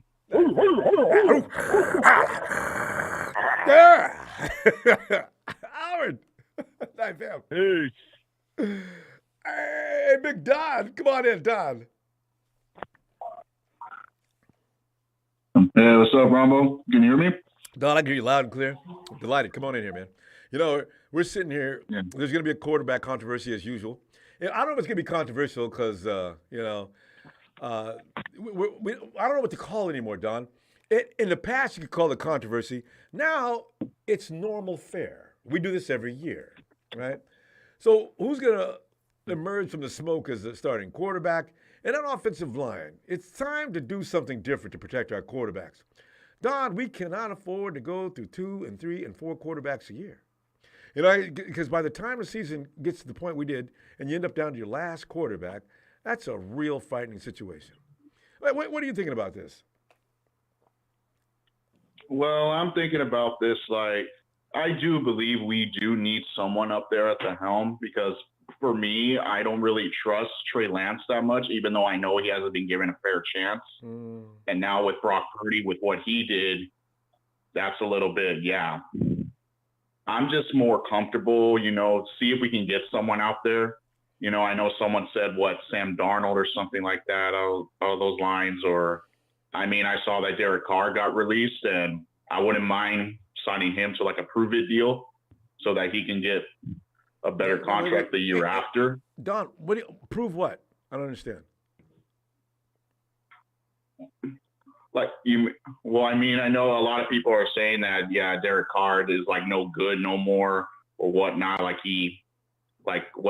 the Raiders sat him before our game, that everyone thinks that because he threw a lot of interceptions as well. He was going through. Yeah, but you know what though? That usually those prove it deals are usually given to players that have been hurt a lot. Jimmy, wherever he goes, it's going to be a prove it deal.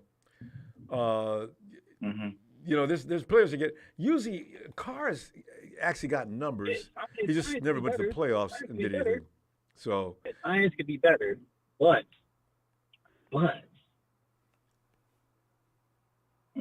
Don? No, I was like, who was there? Someone else talking over you? We need to clear that line. Someone else is on the line. I think it's already been cleared. Okay, go ahead. But hey, fam, please, guys, don't unmute. We'll bring you in. We'll unmute you. Okay, go ahead, Don. All right. No, I know what you mean. Yeah. So, yeah, prove it deal. That is true. Sorry, I forgot about that. That it's more for a player that's injured, like Jimmy G. Obviously, the way he plays wherever this Jimmy year, goes, they're going to give him a prove it deal. Let him know right as soon as he walks in. Listen, we like you. We like what you bring to the table. We're going to have to give you a prove it deal. We're not going to put ourselves in a position to lose a lot of money here, but we do like what you do. So if you can prove it for a year, we'll revisit this contract next year and give you another 1 year contract. Poor Jimmy. He's got skills. He just can't stay upright. But go ahead. Yeah, I know it's gonna suck when he leaves us, obviously. But I mean, if we can't find anybody else out there, I guess we can. Let's see. We can finally see what Trey Lance can do. That way, Brock Purdy can get a chance to heal up. But I would love to have someone just back there behind Trey Lance, just in case, since it's always some. Yeah. And the offensive line, though, that I've been hearing a few callers talk about, we do need offensive line pieces. Big time we do. Because we can't just keep running like that every year where there's always this glaring hole where one of the defensive guys can come at them and just almost pretty much take them out. We need to have pieces right there, man. And because we're all singing the same tune year after year, Mike, people say, and as I'm saying, we got to stop yelling at Mike. I feel bad for him. But I feel bad for the team. Yeah, I know. Mike McGlinchey has always been the target O-lineman above. But nobody else seems to get trashed on or anything, but we do need some. You're right. Mike's the only guy in the offensive line that really got a lot of grief. Even Jake Brindle was his first year. He didn't really get in a lot of trouble very often. Yeah, it's always Mike.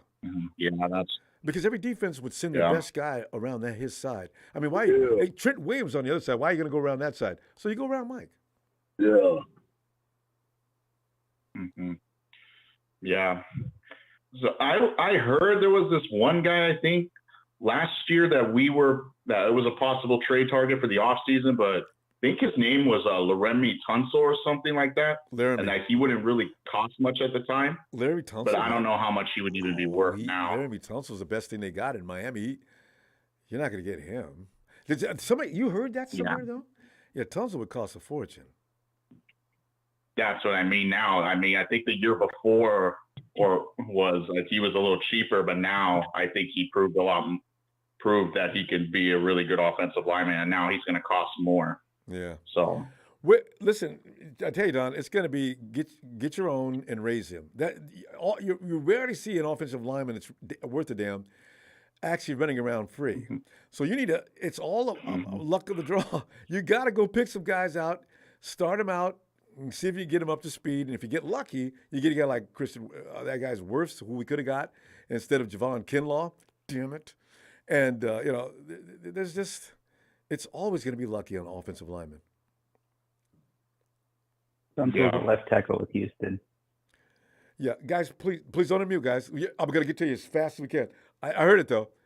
But, yeah, and there's some guys running around the league that might be free, but they're going to cost a boatload of money. And the Niners, I don't know how much they wanted to spend on that position.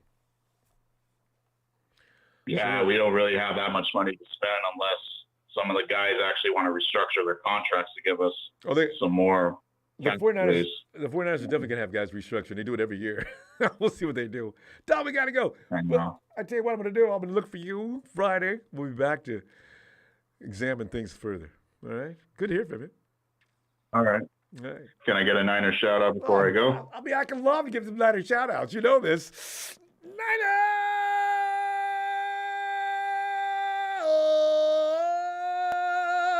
McNabb, see you Friday, fam. All right. See you later on then. See you Friday. Looking forward to it. Hey, yo, Donna Bell. Hello. Donna Bell. Donna Bell, we're talking about what we talk about. We're talking about everything we talk about the same time at the same place every year. Everything's over, and we sitting up and crying. You know what, damn it, we got to go through this again. I'm so tired of looking at you. Donna Bell, I can't wait till that year. God, remember every year we talk about how tired we were of quarterbacks getting killed and Mike McGlinchey getting people hurt and Kyle Shanahan making the wrong call. We're Super Bowl champions. We went through all that suffering and pain, and we finally led us up to this road of the 6th Lombardi. I wish I could start preemptive celebrations. Can't do it, Donna Bell. What are you thinking? Well, I got a couple of things, and I'll be brief. Okay. First of all, bang, bang, Niner gang. Hello, Niner family. Love you all. God bless you. You know I love you, Ronbo. Thank you, Donna. You know I love you, too. Couple of things.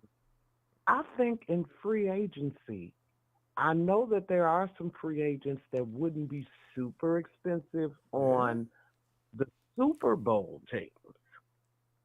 The Eagles you're talking about. Yeah. The Chiefs. Oh, the Chiefs. And some people.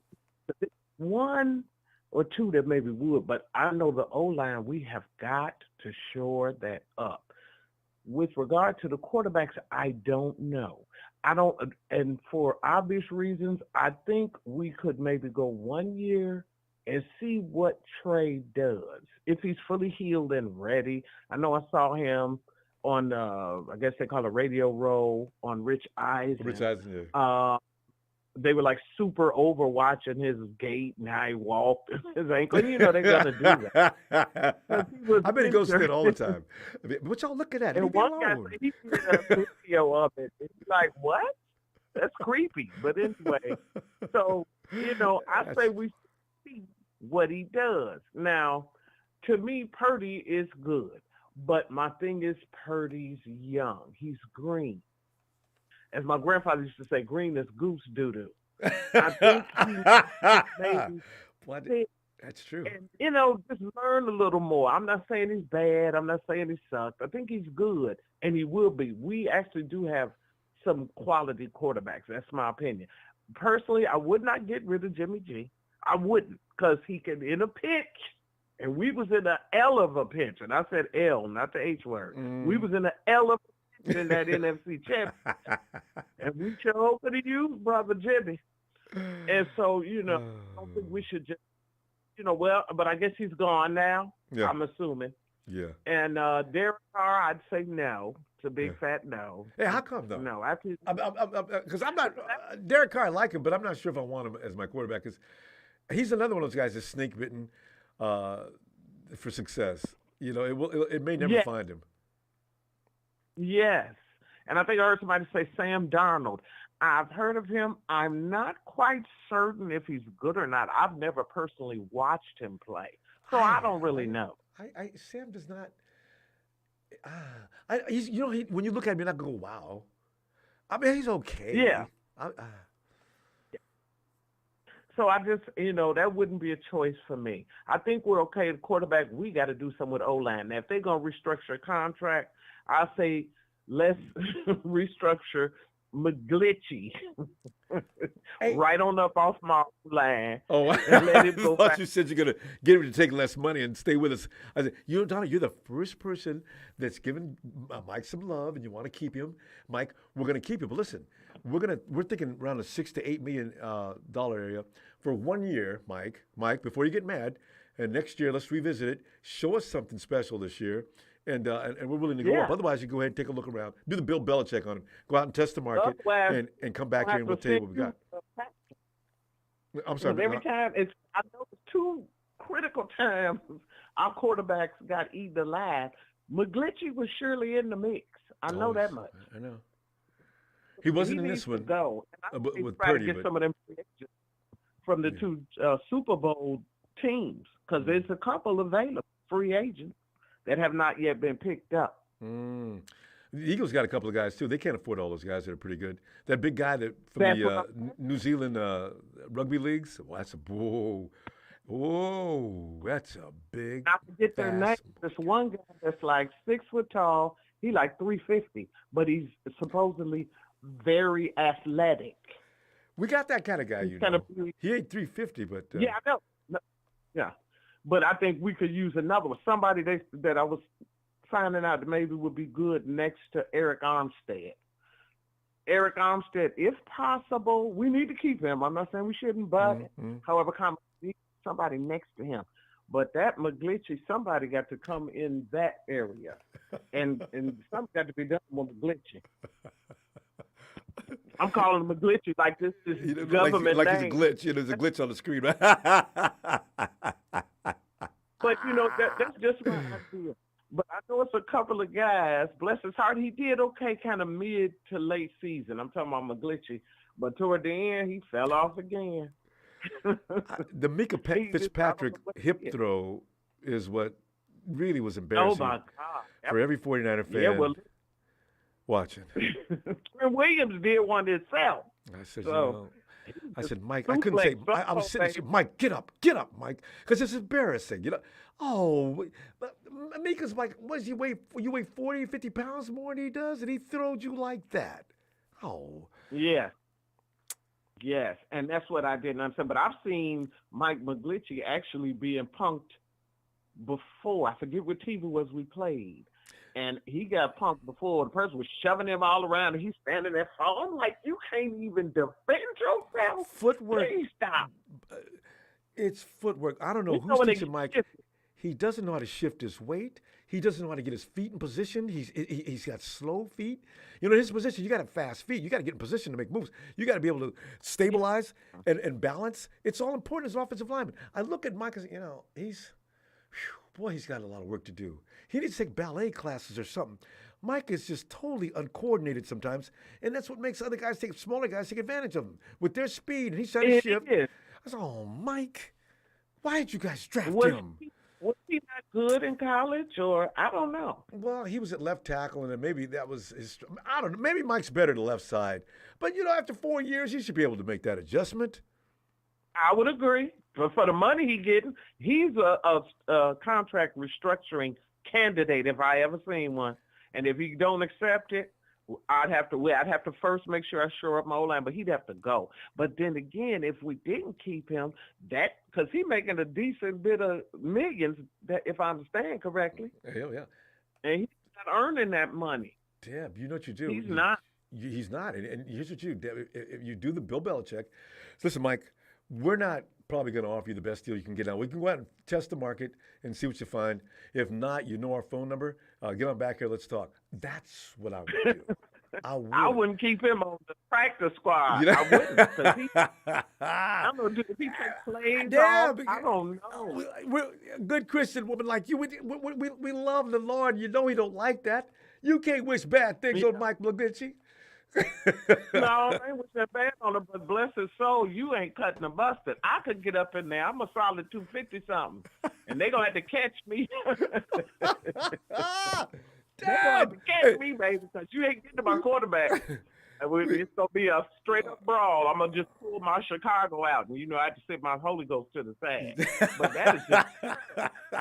I love it. We got to go. I'll be back Friday, and since you keep coming in regularly, I can't wait to see you Friday. All right? Yeah, and them Feagles, they such fake posers. I can't wait. Now, with the Chiefs, I think that, what's his name? The head coach. I couldn't say Dan Reeves. Help me.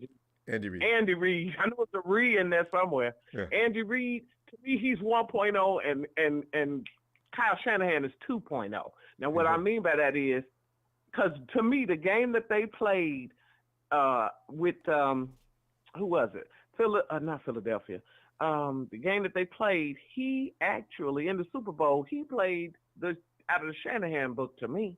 Oh, no. Because they played, one player was on the right side, then the next play they switched and went right on that left side. I don't know who originated that, but people are stealing his stuff all the time. Donald, we really got to go. I'm going to tell you what, I'll see you Friday. Okay. All right. Love y'all. God bless you. I'll talk to you. You know I get back with you. Love y'all. Bang, bang, Niner gang. We all love Step you, out too. our time, Rams. I'm so tired of y'all, honey. Give it up, please. They don't have a life. Okay. We're the only thing they have going for them. All right, Donna. Great night, fam. Bye-bye. And we cut quickly to Big Bill. Hey, Bill. Ooh. Oh. Ooh. All right. I want to get this clear, and I'm going to talk about the Niners after this. All right. All right. First off, Cowboys and Eagles, you need to put insurance on your TVs. All right? Because you keep smashing them. Every year. Number two, quit making excuses. Why you blaming the refs? It wasn't the refs. You should have been having the lead. Like I said, the game should have been 45, possibly 42, 43, give or take. Yeah. They got robbed of a touchdown that was a fumble catch at the end, and they called it back and gave you another shot, Philadelphia. First off, you're salty because you had the Rams, the refs on your side the whole entire game, and you lost it. I don't want to hear it. Now, we're going to leave that one alone. Yeah, I lost a few Eagle friends along the way, breaking it down. They defended me on PlayStation. It's no big deal, you know. You know, it's good. I call it that's a badge of honor. Because you know how like all those folks like to get on our nerves. So okay, you guys can't take it. I sit here and eat that stuff, and I come back at you. At least I stand there and debate. They cut out on you. Right. Speak facts. You couldn't even win a Super Bowl with the referees' help. Don't even talk about the referees robbed you. You robbed yourselves. The referees were helping you. They forgot who they were throwing the flag against. They thought you were on the other side. For a minute, I think they thought, okay, wait a minute. Philly has the ball. Let's go. Oh, it's too late. Oh. I thought it was Philly that had it. Oh my goodness! Well, we're gonna call it now. Give it to the Chiefs. Bill, you heard what they're saying though. The Eagles fans said, you know what? In a game that big, the refs should not have interfered. Let them play. You didn't see what's his name complaining about the call or anything like that. And you know, I said, you know what, you guys. Now I'm not gonna complain anymore. That's what that sounds like. My God. The shoe was reversed. We could say the same thing, Eagles. Would you say the same thing? No. Quit being a hypocrite. Now, we're going to just end that, okay? End that. I don't want Aaron Rodgers. Rodgers don't want to come to our 49ers anyway. He made it clear. He made it clear. Yeah. He made it clear. He's not coming. And this is a new update. This ain't an old interview. He don't want to be a Niner. So let him land out where he wants to be, you know? He's in the darkness right now. Dallas, get hurt. Yeah, I mean, he's in that dark I ain't place. really worried about it. We're good where we're at. People are going to be surprised next season, how it's going to play out. I have faith in Purdy. Okay, Purdy not really being much of a rookie since he won us most of that game. He's the one that got us to the playoffs. So quit talking about Purdy being a rookie. I have faith in Trey or Purdy.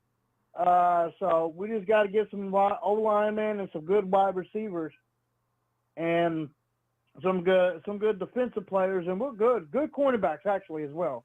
We got to look at the cornerback room. Depth. So, because you know we might see the Chiefs if we make it. I guarantee you they might two-peat. They ain't really losing much people. So, no, and they got mostly rookies on that team that are only going to get better next year.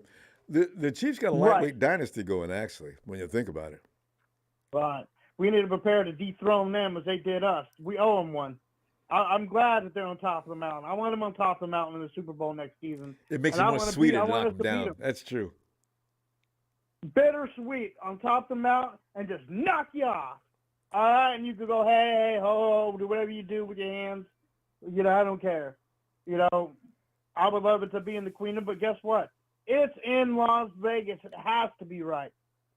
What happens in Las Vegas stays in Las Vegas. So they say. Oh, man. But I do want Emmanuel Mosley. You know, upon playing the Chiefs, a lot of people still think the Chiefs are invincible and own the 49ers. And granted, from the way they beat us up, Bill, in the first half of the season, yeah, okay, fine. But I would have bet my last dollar. There's I would have no loved way to they're going to see it manhandle the 49ers happen. like that in the Super Bowl. No, they wouldn't handle us like that way. We would have most likely have won that game. Patrick Mahomes was struggling. The defense didn't rush him. That was the problem. They couldn't. They just let up on the rush. They didn't keep the pressure going like they did on us. So that's how you would have had to beat the Chiefs. You couldn't give him time in the pocket to run, and they weren't even doing it right. We would have did it right. But, besides, it happened what it is. It was a slideshow. I mean, do you think we would have had some clear injuries in the Super Bowl if we made it, Ronbo, the way the field was? I know. That was strange, wasn't it? I don't ever remember playing there and our players slipping and sliding like they were. It's like the Cardinals got, I guess they were salty about not participating, and they went out there and poured butter on the field, I guess. It was weird watching players out there slipping and sliding like that. It was a slide bowl. we gotta go, Bill. Give me that a shout out. Are you ready? Hey, And 3. I'll see you on Friday. Sometime when you get back on. We'll be back Friday.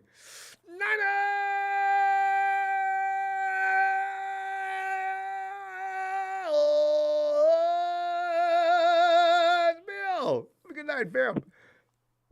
One more thing.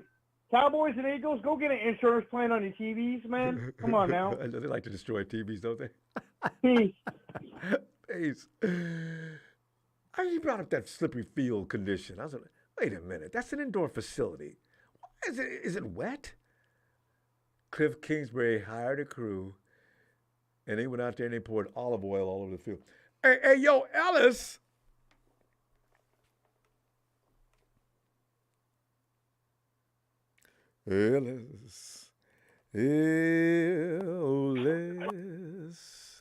Come on in. Ron Dizzle. Ellis, man, we're sitting up here tripping, man, because, we get to talk about this every year, and this is not going to be an exception. We're going to have a quarterback thing going on again. But you know what, this time, instead of everybody screaming about the quarterback and things they need to improve, a lot of us are concerned with that offensive situation, not only just the offensive line, the whole manner of how they go about doing what they do, because there's no way that the Eagles did not get one sack against the Chiefs without somebody having thought about it and done something right. 70 sacks they had all year long. How many guys? 4 or 5 guys with 11 sacks, over 11 sacks, and they couldn't get to Patrick once? What did they do different?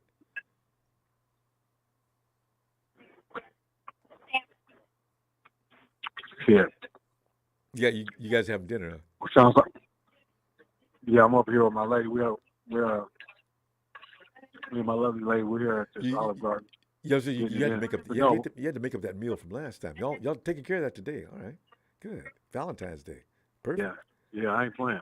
Mm. I'm not playing. Red Lobster closed early tonight, so they didn't get our money. Oh, yeah, you gotta get them later then. All right. Yeah. But anyway, no.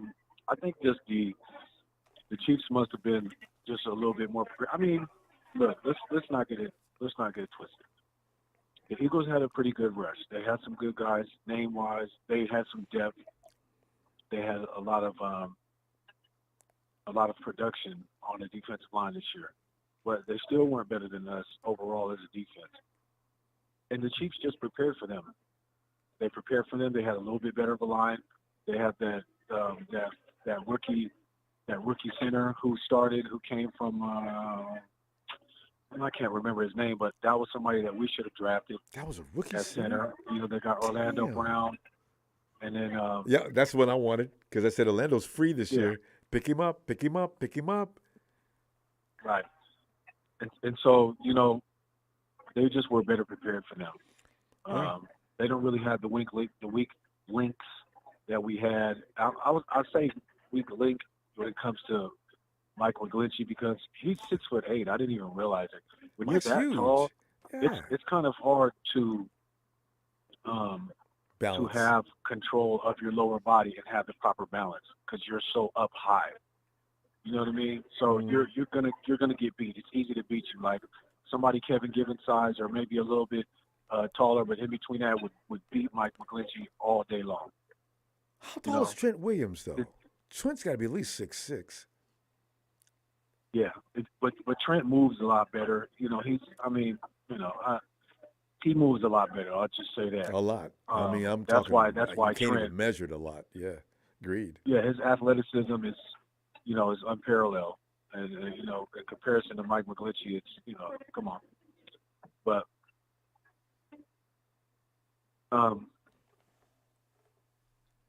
because I didn't watch the Super Bowl until the last 7 minutes, yeah, I can't really say what they were able to do, but I know in the second half, the Chiefs they scored every possession. They were able to, capitalize on the holes. The Eagles aren't that good. We're supposed to be playing. The Chiefs were supposed to be playing us.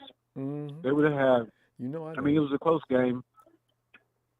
It was a close game for them, but it would have been more of a bloodbath with us. Because we had some, we have some unfinished business with those Chiefs.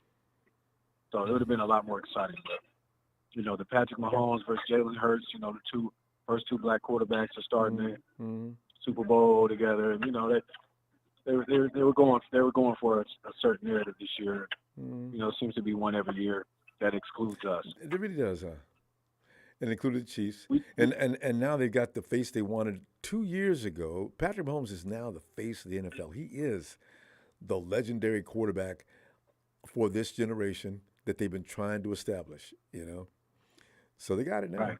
Yeah. Just imagine we could have had him. I know. Everybody's kicking themselves about that, including John Lynch. Yep. Yeah, I wonder what they say to themselves and what they say, because Kyle's like, yeah. I was, we were looking into Kirk and, he does all that bullshit. Dancing around the Kirk Cousins thing. I know, Kirk Cousins can't even get past the first round of the playoffs for the last, 7 years. And how'd you know you weren't going to be able to get Kirk away from that guy, Norm, what's his name? Dude hates you so bad. He'd have signed Kirk just to keep Kyle from getting him. Well, no way he's going to let the Shanahan family get Kirk. Hey, dude still hates 49ers, or hurts Kyle and his dad. Right, and I was talking about Kadarius Toney, the one who ran that special teams play almost back for a 6, who came from the Giants. He played with Kyle Pitts. He played with Kyle Pitts at Florida. Kadarius Toney's a bad boy.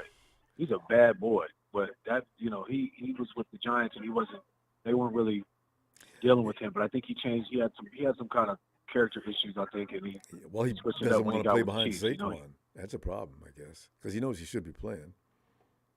Yeah, I mean, you gotta let your players, no matter what position they are, should be getting the ball. You got to spread it around. And Dayball for getting Coach of the Year, that was the stupidest shit I've seen in a long time. The fact that he got Coach of the Year, but Kyle goes 12-0 after going 3-4. I know. That's what you think about.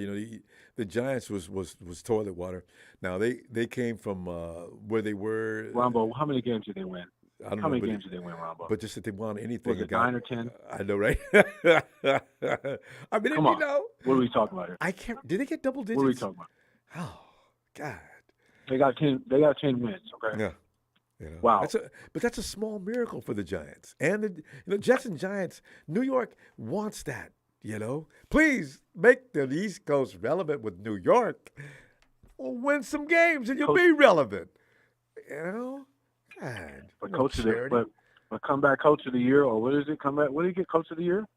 I think he got what did Dayball get? Wasn't that it? Coach of the COI?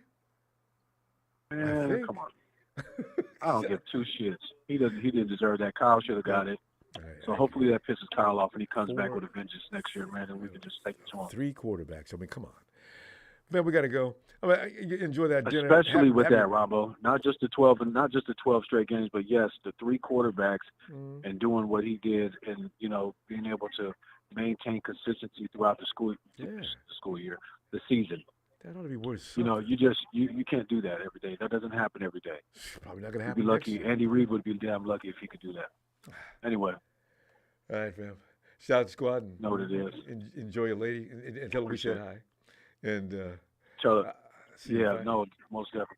Right, go ahead. Shout out to you, fam. Thank you as always for the platform. Thanks, Ellis. Shout out to the faithful. Y'all hit that like, subscribe. You know where you at, man. Wipe your feet. And my dinner just arrived, so Oh, there you Shout go. out to y'all. Perfect timing. All right. We're gonna send Peace, we're man. gonna, Yes, we're sir. gonna send Thank Gene D and Texas Boy over there to join y'all. All right. Send them up here when it's closed after hours at Yeah. about 10:30 when no one's here. There you go. Appreciate it. Thanks, fam. Later. Have a great day. Yeah. Have a great evening. All right, W. fam. All right. You too. Thank you. And it's, are you ready for some Latino heat? Mamacita. Latino heat. Latino heat. Latino heat. Emilio. Emilio. You know, we did get Trent Williams from Washington, so it doesn't. What do you mean? Just in case you forgot my mind. Emilio, you sound like you're standing in the same place as Aaron Rodgers. It's I can't hear you. You need to get. No, I said we did. I said we did get Trent Williams from Washington. So yeah, you know, but Trent was so mad with Washington that he'd have went up there and beat somebody's ass if they not let him go. You know, I don't know if Kirk was ever going to be able to do that, but you know. Well, it don't matter. We don't want Trent. We don't need Trent. No fun. I do want Orlando Brown. If they can't sign him, no, he would be good on the right side. He doesn't want to play the right side, but if you give him the right money, he'll stay there. I'm making sure right now is getting him switching the line. I don't really see any other concerns. Maybe because other positions, but as of now, I might just be trying to fix them. Emilio, you're still volume's too low. But listen, McGlinchey might get told to go ahead and see what he can find, and if not, coming back here, we'll talk. In order to be able to pay him what they want to pay him, is my guess. I'm done with McGlinchey. McGlinchey's a headache. It's just one of those Jimmy thing shit. You got your shot. You're not, it's time to go, dude. You need to fly the coop. Let's just move on. If they keep him, they just he's had one too many mistakes. He done got a quarterback getting hurt. So why would they want to keep doing that? I don't see why Lynch and Denny keep hyping him up. He needs to stop. He does good, but you know, offensive linemen. It's offensive linemen. You got to train them all from scratch. They probably just as soon avoid that. But McGlinchey's so you can do just as well with anybody else, though. That's with McGlinchey because he ain't go. He has his days are pretty good, but most of the time, got away. There goes the quarterback. He got hit directly from Michael McGlinchey's flaw on that last play. And Mike, look what you did. So. That's exactly my point. That's why I'm done with McGlinchey. I appreciate it. Thank you. You do what you do. Move on, buddy. If you still look at it, even though Purdy got hurt, you blame that on the lineman on the tight end, but I'm not. Hey. The Chiefs use tight ends all day. We need to change some other things, too, besides the offensive line. The Chiefs use a tight end to drop Reddick on his butt all day. Makes no sense. Yeah. Stuff like that happens. It is what it is. I just, my thing is just trying to fix this line for this coming up season. It's the most important thing we need to do. Everything else is separate. We're still struggling to hear you, but listen, you can jump on the question right quick of your quarterback next year. Now you got just Brock and Trey. That's all you got right now. And then, you may have to go find somebody else. You have to go find somebody else. 49ers are never going to make it through a whole season with just two quarterbacks. It's not going to happen. I hate to say it because I said, but you know what? It ain't going to happen. I just know it. Damn. I mean, it depends. Like, if we come to him, it depends. Like, if we do fix that line, you're not needing it. You never know. It's always a luck of the draw. We might need another vet. I mean, I know people brought up Carr, and it's kind of weird, but at the end of the day, it might help. We might not ask for that much anyway, since the way we get cut him. So he might just be all right, let's see what you got. He might not start. So at that point, you're going to have a three-way competition. Let me get this straight. Let me see. You're talking about Carr, Derek? Yeah. The Bakersfield Bandit? For what? Yeah, I'm not all for him. I'm not saying it'd be a good idea, but if you do get him, you need to get him on a cheaper deal. You think so? Derek said he's going to take his time about this. So if the 49ers try to offer him any less than $30 million, Derek will probably keep walking. You know? But I'll be surprised if anybody gives him that much. I don't see anybody giving him that much. New York. Raiders overpaid for him already. Houston. Raiders overpaid. I know. I don't see it. But the Raiders have to pay 40. You can drop him. Derek will take 30. Derek said, I got plenty of money. But don't embarrass me. I say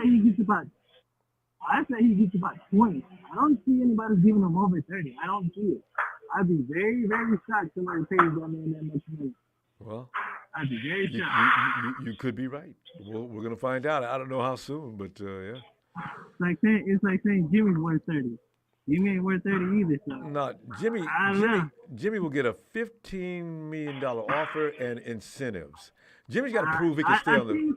He's got to stay on the field. Matter of fact, I think that's what Carr would get. Let's do it. Get you about 15, 20, see what you can do. And if you got it, you got you. But Carr's never been injured. He's sturdy. You don't offer quarterbacks proven deals that don't get hurt. Jimmy gets hurt. Now Jimmy will beat your ass. Yeah, Jimmy will beat your ass if he's healthy, but he ain't gonna stay healthy. Jimmy's already proven I will not stay healthy. Now we'll win 8 or 9 in a row, but that 10th game I'm going down. So. Yeah, it's just Carr's in that position where he's been on one team and he's been up and down. And he's gotten hurt. And he doesn't play funny once that one season he got hurt with the Raiders. He hasn't really been the same. He still has his arm, but he gets frazzled and he just doesn't know what to do with himself. I don't know. Well, I can't wait. It is going to be interesting to see what happens to him, though. But anyway, well, fam, I'm not a Carr fan. I'm just saying something Shanahan might do. I knew exactly what you was talking about. No, it's Shanahan. Because anything over $10 million, the 49ers ain't gonna pay no quarterback that much money. They're gonna get a guy that's gonna come in and ask for 6. We would spend the money on somewhere else. Like I said, I keep saying our main thing is fixing that line. It's fixing if we want to move forward and protect our quarterback. The main concern most of us have is our offensive line. That is everybody has on it. That's where to spend the money, right there. Find somebody. You see, go back to Mahomes. We didn't get sacked not one time. Nope. Against the best pass rush in the league, 70 sacks. My God, and they didn't touch him. Matter of fact, if you go 2 years ago with Tom Brady and Chiefs, Tom Brady really didn't get sacked that Super Bowl. If you protect the quarterback, you're gonna win that Super Bowl. And Patrick didn't have none. It tells you a lot. And they ran Patrick off the damn field.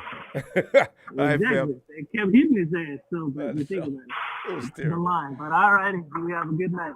You too, Emilio. See you Friday. All righty, have a good night. And everybody else out there. Thanks, man. And let's go down to the land down under. Tony. Ronbo. Well, Tony, we're sitting here discussing the same thing we discuss this time each and every year. Tony, are you sitting next to a computer or something? No. You got to read it. That's some static I've never heard on your line before. Anyway. Hang on a second. Okay. All right, give me next caller, Ronbo. I'll go get another set of earplugs. Okay. We'll be back.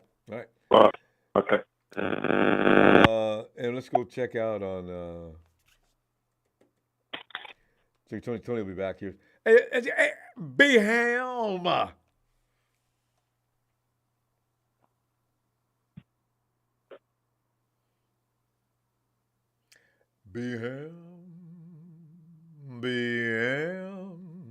B-Helm's probably arguing with his son. You know, his son is a Rams fan. And B-Helm probably said, well, I tell you what, one thing we ain't got to worry about is your team. Are the Rams in here today? I know they always are. I thought I saw Miss Everett. Is she still in here? Hey, Bethel. Hey, what's up, Ronbo? Bethel, as I keep saying over and over again, just because I'm amused by it by now, we're having that conversation we have each and every year at the same time.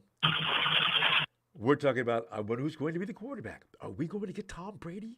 Oh, Aaron Rodgers, we should get him. Oh, we're not even talking those guys now. Can you imagine? Yeah. Nobody Bethel, that shows you how long it's been. Those guys get you a little long in the tooth.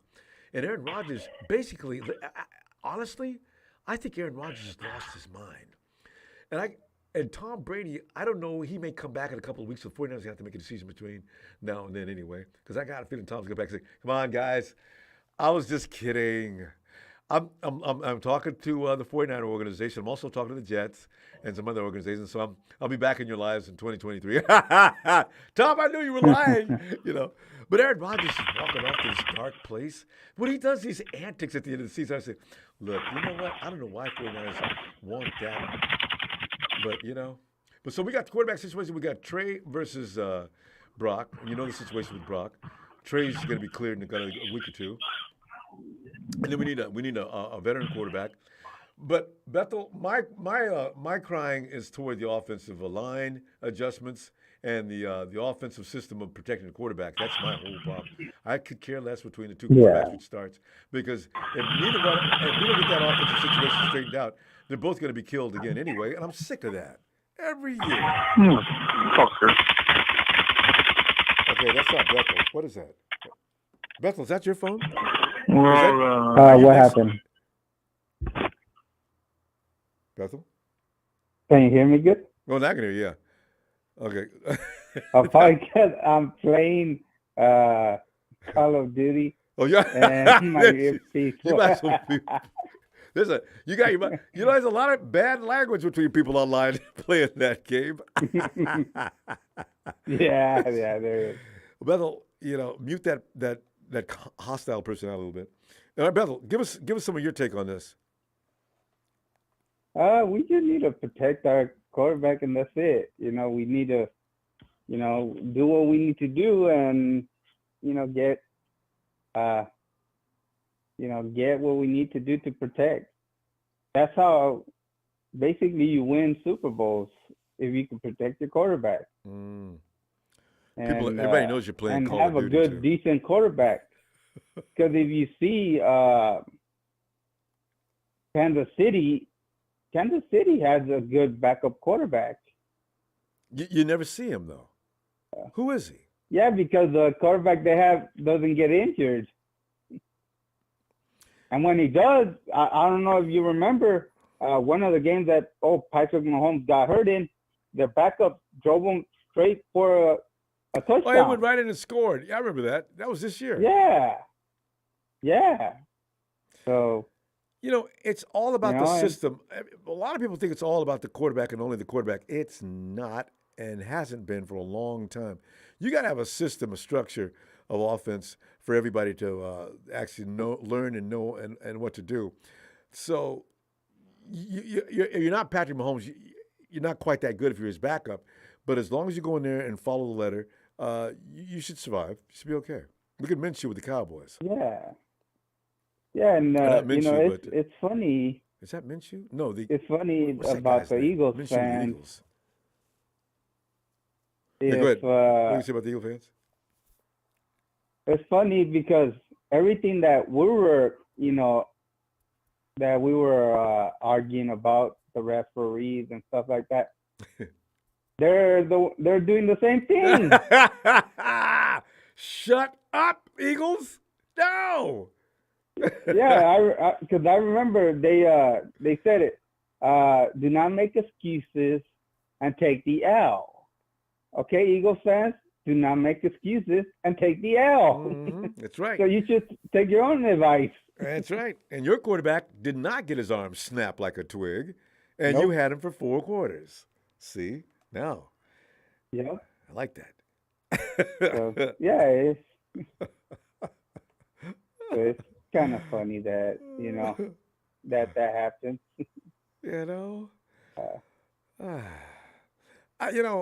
But here's the thing, Bethel. Here we are sitting in the same dark hole again at this particular same time of year. Are we gonna be able to improve upon this next year? If we make the right moves and we do what we need to do, we will. Anybody can improve, and Kyle has actually proven that. Yeah. Because we're always contending, even though we're losing coach after coach after coach. And we need to appreciate that. I agree. Yeah. We're better off than not a lot of teams. Yeah. Because not a lot of coaches could do that. Hey, You know? over 20-something can't do that, you know? I mean, there's only 8 teams in the Yeah, playoffs. look at the Rams. They couldn't. They I'm lost some glad other you brought them people, and they couldn't do nothing. Look at the record. It says everything. I can't wait till next year, Rams. You know, because the Rams were supposed to remember. Hey, Bethel, remember from this point on, last year, the Rams just filled up the chat, just filled it up. I had to look around. Every other person was a Rams fan, and they were just loving it. All the way to day one of the season. I said, guys, we got to put up the Rams for about 3 more weeks. Don't worry about it. I knew it. They crumbled. Oh, did they crumble? I mean, they went down fast in a cheap hole. You know what I'm saying? So, you know, that's why I said, you guys, come on back, Rams. Don't leave now. Boy. Oh. So. Yeah, so, you know, if I was them, you know, I wouldn't be talking only because they won one Super Bowl and that's it. Yeah, well, and that's in LA. That's all they won too.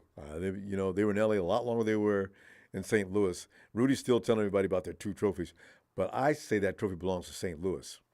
And as far as that goes, that could have been a whole nother team. Your Rams came back and you won 1.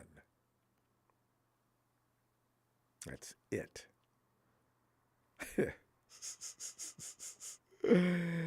Bethel, let's get you back to get back to your game, and I'll tell you what, I'll be looking for you Friday, because I can tell you're focused, and you don't lose that game.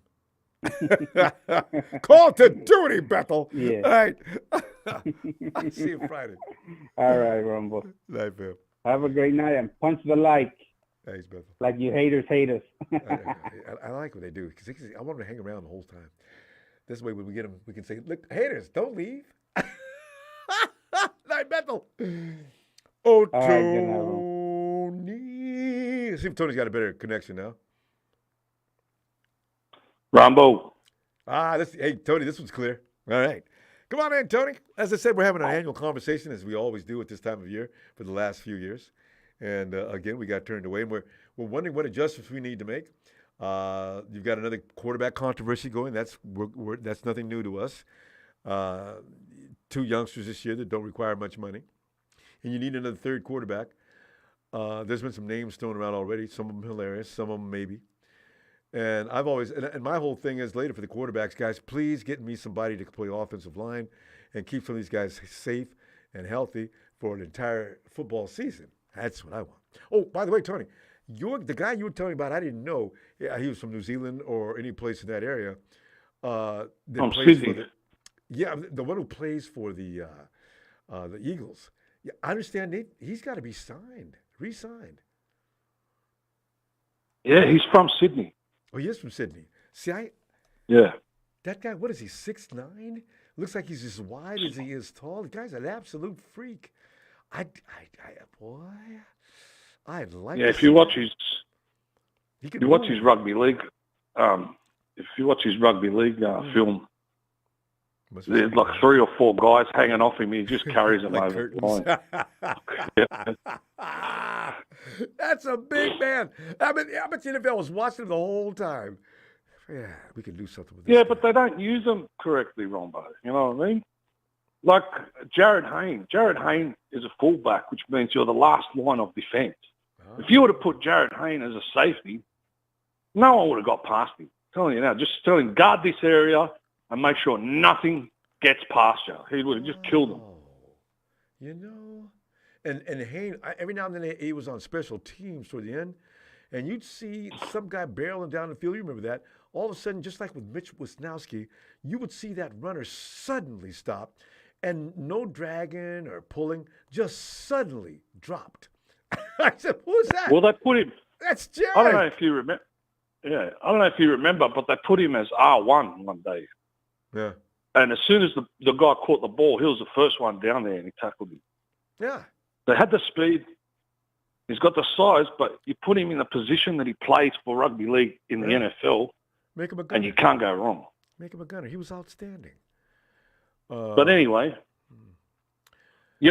some people might say that, like you just said, 20 other coaches can't do this. But then some other people might say, how many times are you going to have the best roster in the whole NFL and not be able to get it done? Cash it in, yeah. All right, so my way of thinking is they should sit down and say, okay, we're going to be in the Super Bowl next year. Who are the teams that we're going to come up against? Let's say it's the Chiefs, all right? And if we're playing the Chiefs in the Super Bowl, what areas in our team are we lacking in to be able to get across the line and beat these dudes? And they're the areas you attack. They're the areas you look for. It's not rocket science.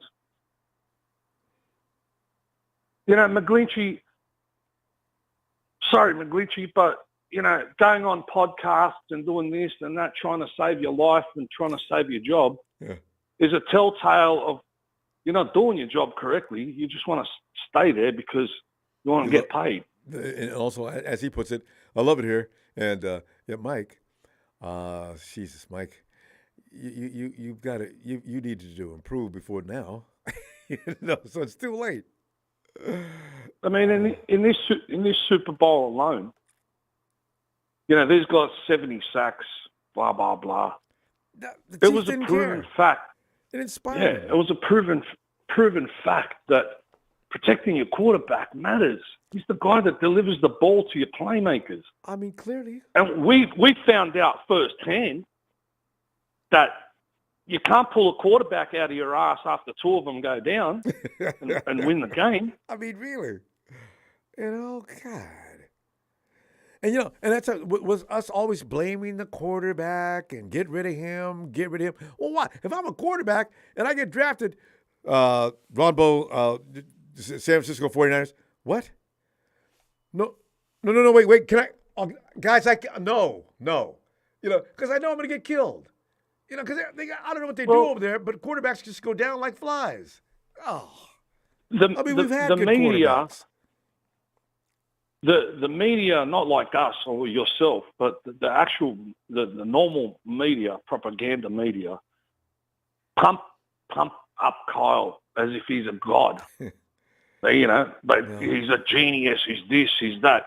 He's not even McVay. McVay's won a Super Bowl. Oh, Tony. Oh, don't say it. Rams 11, but it's true. I know. But is he Bill Walsh? No. Bill Walsh was a genius. Yeah. Is he what do you call him? The fat boy from the Chiefs. Andy Reid. Andy Reid. He's not even Andy Reid.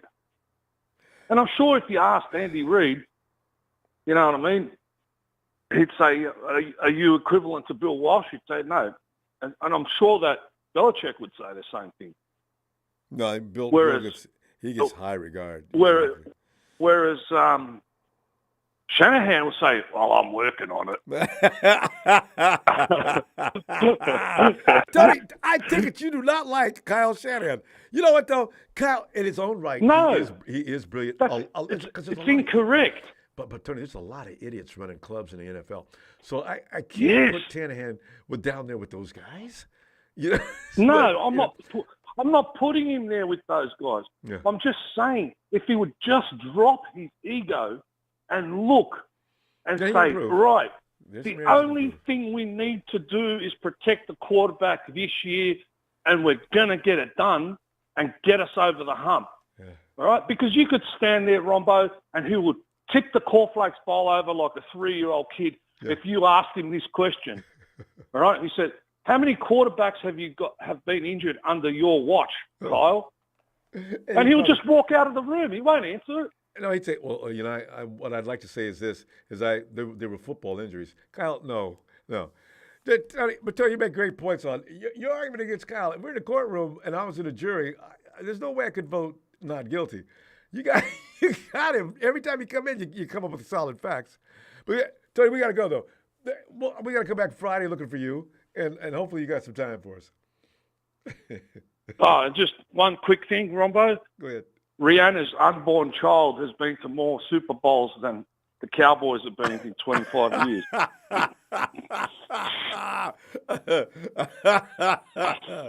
Oh, that's so good. That's got to be memed up.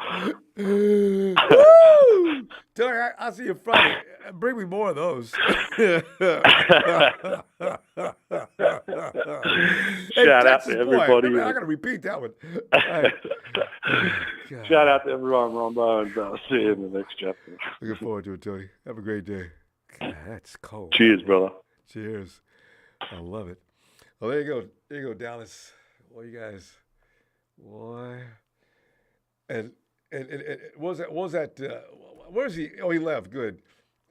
Hey, and Victor A says, sucks how teams learn from other teams' mistakes. Like Chiefs was sending help to Reddick's side almost the whole game. Because, you know what? I was talking about that today, Victor. I said, you know what? The Chiefs went out and got Reddick. I've seen so many times when they aggressively pursued Reddick. I don't know, they don't want tight end. There were two players. I saw the tight end, and there's another guy. And they were going after Reddick coming around that corner. They met his ass. Wow. That's how you fight fire with fire. You go get that move. Wow. And Mahomes, that's the only time he needed anyway. I said, hey, be him.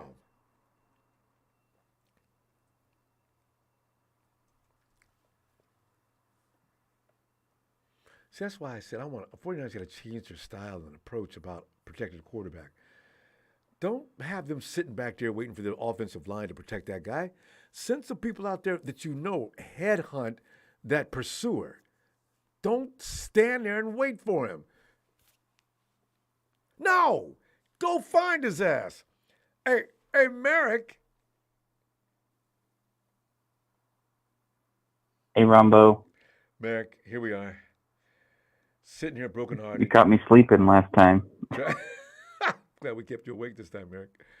Well, Merrick, we're talking, as I said, I've been saying all night long, we're having that conversation that we tend to revisit each and every year at this time. And this year we want to know, now we got another quarterback controversy, as we do each and every year since 2019. And it's, both of them got banged up, bent up, and damn near killed behind that offensive line. And I'm saying, the competition between them is something I'll just sit back and watch. The competition I really am more interested in is the offensive line competition. Who's going to man the right side? And are they going to be capable of keeping whatever quarterbacks we get? We're going to need 5 or 6 if we continue doing what we've been doing. So, I don't know. Now, where do you see some adjustments being made? Who do you like between Trey and Brock to win that position outright? And what are you thinking? Well, I'd say my opinion is what Kittle was saying, where it's Brock's job to lose, because he showed a lot more than Trey ever did when he played. True. Yeah. This is just. I like Trey, but life isn't fair. Unfortunately, he hasn't gotten a good opportunity yet. Maybe he can get it for another team. I don't know. Well, if we're not traded up too many draft picks, they're gonna have to give him another run. But he's going to be up against it this year if Brock comes back healthy, competition-wise, because I don't know. We got to see what Brock looks like next year. I don't know if his arm's still going to be okay or not. But Trey is not going to be the same Trey. And when I say that, I mean running like he was. Trey's going to have to. No more off tackles. Just hit the edges, run when you need to. Otherwise, get rid of that ball. And Kyle's got to stop running in between the tackles. I don't know if Kyle wants to do that. I'd love to have a conversation where nobody, because he's not going to answer that question directly. Kyle, why are you running him all the time? Brock Purdy came out throwing right off the bat. There was no chance for him to start running. He ran the same offense as Jimmy. Jalen Hurts did a lot of running. Well, if we're going to run that offense, okay, but Hurts runs around the edges. Not all the time. He was doing some up the middle runs. Well, that's what he's doing, a fourth down thing. Yeah. Well, maybe they do want to make Jalen Hurts out of him, or Josh Allen. Josh Allen's the most fearless quarterback. I've never seen a quarterback. Allen will go, whether they're blocking or not, he'll run right at a defender and run him over. Josh, keep doing that, man. That's going to have a short shelf life. But he's lasted, so maybe that's what Kyle wants. Yeah. I also think we should try to pick up a veteran like Derek Carr or something. Too expensive. Just in case, like, Trey Lance isn't the guy, and Brock Purdy either takes longer to recover or isn't the same after his elbow surgery. Yeah, Derek Carr's coming up a lot out of 49ers' minds. He's going to be too expensive. Derek Carr does not have to settle for puny money. There's going to be competition for him. So what the 49ers are paying, Derek will say, well, guys, seriously? Okay, anyway, thanks, so. And if things go terribly, I'll get back to you. That's what he's going to say to us. We'll give you $1.95 an hour if you could just come in and play football for us. In terms of what I wanted to say last time was, I definitely don't think the Eagles are going to be back next year. I think they have -$3 million in cap space, and they have a lot of free agents they need to sign. Mm-hmm. Plus, they have to pay Hurts. In the Super Bowl soon, you got to go through. And I've heard some rumors that they want to give him a deal similar to Patrick Mahomes, like a 10-year, $500 million deal. Good luck with that. See, that's when teams start to decline. They're going to go through a rebuild process, and they know it. So go ahead and pay Hurts now, and get rid of everybody around him. Go start all young again. They're going to probably tear it down from here because they have to. You're going to lose a lot of those old veterans, though. So maybe they'll still have some money. They're going to pay that to Hurts, though. Yeah. And Ronbo, their offense in the Super Bowl was so boring. It was run, deep shot, run, QB sneak, run. RPO, yeah. Running back here and there. There was no creativity, and the Chiefs figured it out in the second half. And they also figured out their defensive scheme. They weren't not one sack, Merrick. Not one sack. Well, Ronbo, I was saying that their defense is just their D line. You stop their D line, their defense is average. Maybe less. You got Bradbury back there, of whom Deebo Samuel has no respect. They like Darius Slay, though. Even Deebo said, "No, I got respect Darius Slay." But everybody else back there, man, they got a lot of credit, that secondary. But we'll find out next year. So. Yep. And we definitely need a new right tackle. Yeah. I know, right? Go get someone like Orlando Brown or Caleb McGarry or someone. That's McGlinchey ain't it? Yeah, from what I understand, it sounds like the conversation going around is Mike's probably not going to return next year. Yeah, poor Mike. Anyway, we'll see you Friday, Merrick. Have a great night. All right, you too. Thanks, man. Hey, and let's go up, way up in the great wide north. Oh, Liam. Bravo. Liam, as you know, we're talking, as I've been saying, this is what I'm almost amused by saying it myself. Here we are, Liam. We're back in that same seat we occupied this time last year. Crying Broken about, record. You know. Liam, what adjusted to me? It's the same thing again with the quarterback camp again. I got two guys, and there's going to be two camps, of course. They're fighting with each other. And Groundhog Day. You know, exactly. I feel like Bill Murray. Yeah, you know, the thing is we're going to have the offensive line situation with Mike McGlinchey's not probably going to come. A third quarterback, Liam. Your thoughts on all these things? What are you thinking? Okay, so I just added up the weight of the starting lineup for the offensive line of the Chiefs and the Niners. The average offensive line member for the Chiefs weighs 314 pounds. Okay. And the average O-line member on the 49ers is 310 pounds. So they weigh slightly more. 4 more pounds. 314. Yeah, 4 more pounds. So I don't know. I mean, if you look at Navy or Army, you know, they have to be significantly smaller. Yeah. But like a lot of those guys are like 275, 280, 285. Liam, But 4 pounds, I mean, it's not like we're that light. Yeah, well, 4 pounds though, and the Chiefs got it done all day long. You know. Yeah. I mean, Orlando Brown Jr. is a force, so he's 340 pounds. Yep. You know, our heaviest guy is Trent, but he's also elite, so it doesn't really matter. He's 320. Banks is 325. Actually, he weighs a bit more. He looks too. So they've got a good but center. Purdy's got to be the quarterback. I mean, I don't know how you can't how we go any other direction. I think Lance will have the opportunity to, I mean, blow everybody's mind, and if that happens, okay, let's go. But I think the expectation and the mindset should be that Brock Purdy is going to be the quarterback, and Trey Lance is going to either be traded or he's going to back him up. And I think as far as who we could bring in, I was thinking about this before. I thought, why didn't they sign like a Ben Roethlisberger instead of a Josh Jackson? Ben retired.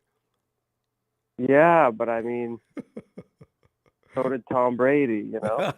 Tom will be back. I'm when Vegas opens up that line, I'm betting on it. You know? Interesting. You think so, eh? I'm taking Tom coming back. He can't stand it. Tom's going to sit around the house and get stir crazy. Damn, you know what? I don't care. I've got no shame. I just want to know. I need to leave Tampa Bay, though, guys. Is that okay? I mean, you can get some picks for me.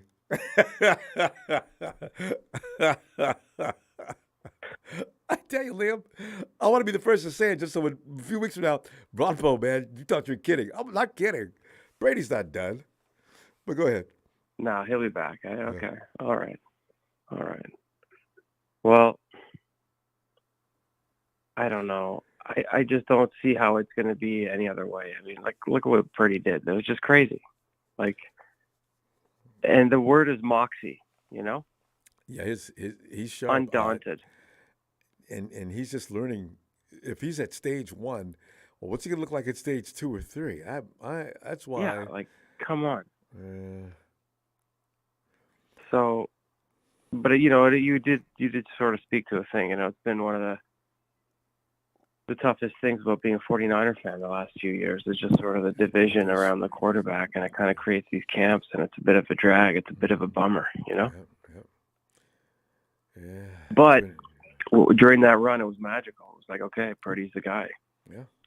And I mean, come on, look at the way the team played.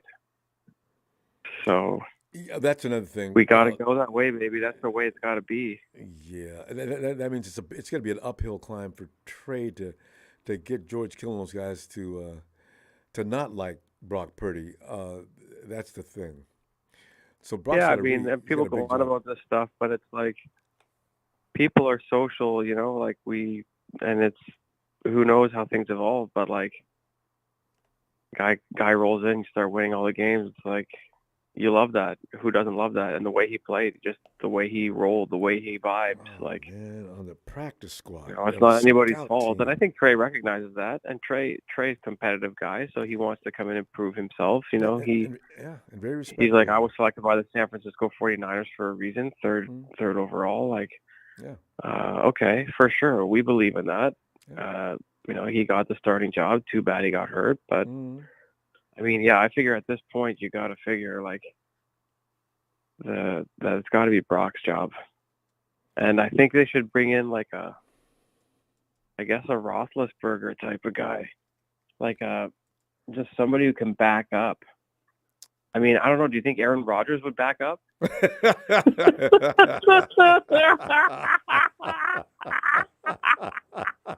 You know, I really wish, though, Liam, I could be sitting in on that phone call. Aaron, John Lynch. And I already stated that I wasn't interested in coming to San Francisco, guys. Aaron, listen, what I want you to do, you've got skills to mentor like nobody else in the NFL. All of a sudden, you'll hear click, buzz. What about a Drew Lock or that actually, Minshew, I understand he's going to be available. So, you know, you're right. Bam. I mean, we're gonna you know what? Let's get back on this because I'm sure we're gonna be talking about this a lot in the weeks ahead. Let's get of back on course. this Friday. Yes, sir. All right. Good stuff, Liam, as per usual. The Eagles lost, baby. Good night, Liam. They lost. Bye. It feels good to say, doesn't it? Oh, yeah, it does. Bye, Liam. Let's go back and check on B. Ham.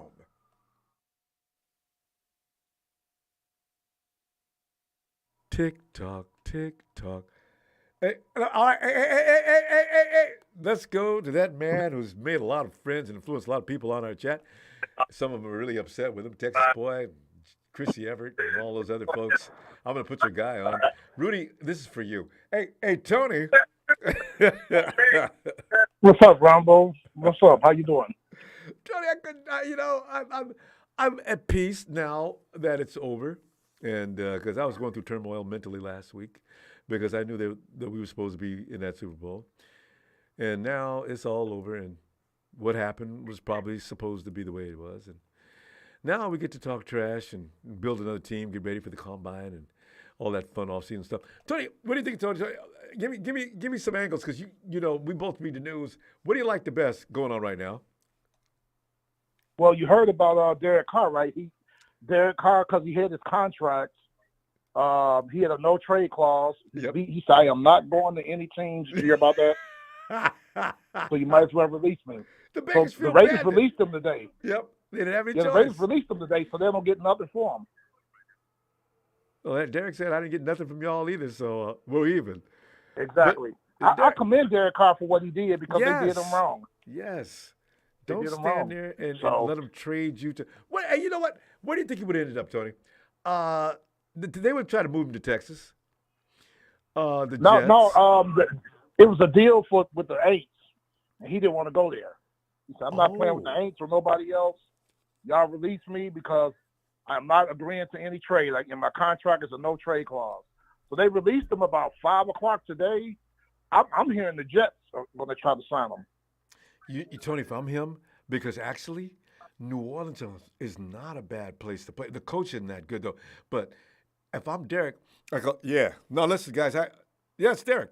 The only reason I told them no is just I didn't want to help them out and have to give them any picks or anything like that. Now, you're going to have me a third-round pick, but that's all you got to be bothered with. And you and I can negotiate another salary. So I hope that's, cleared up. I'll be in tomorrow, So, I'm Derek. I do that. I do it. Because I like the Aints offensive line. They got one of the top 7 or 8 offensive lines still. They're a solid organization, Tony. In football. Yeah. Defensive line's good.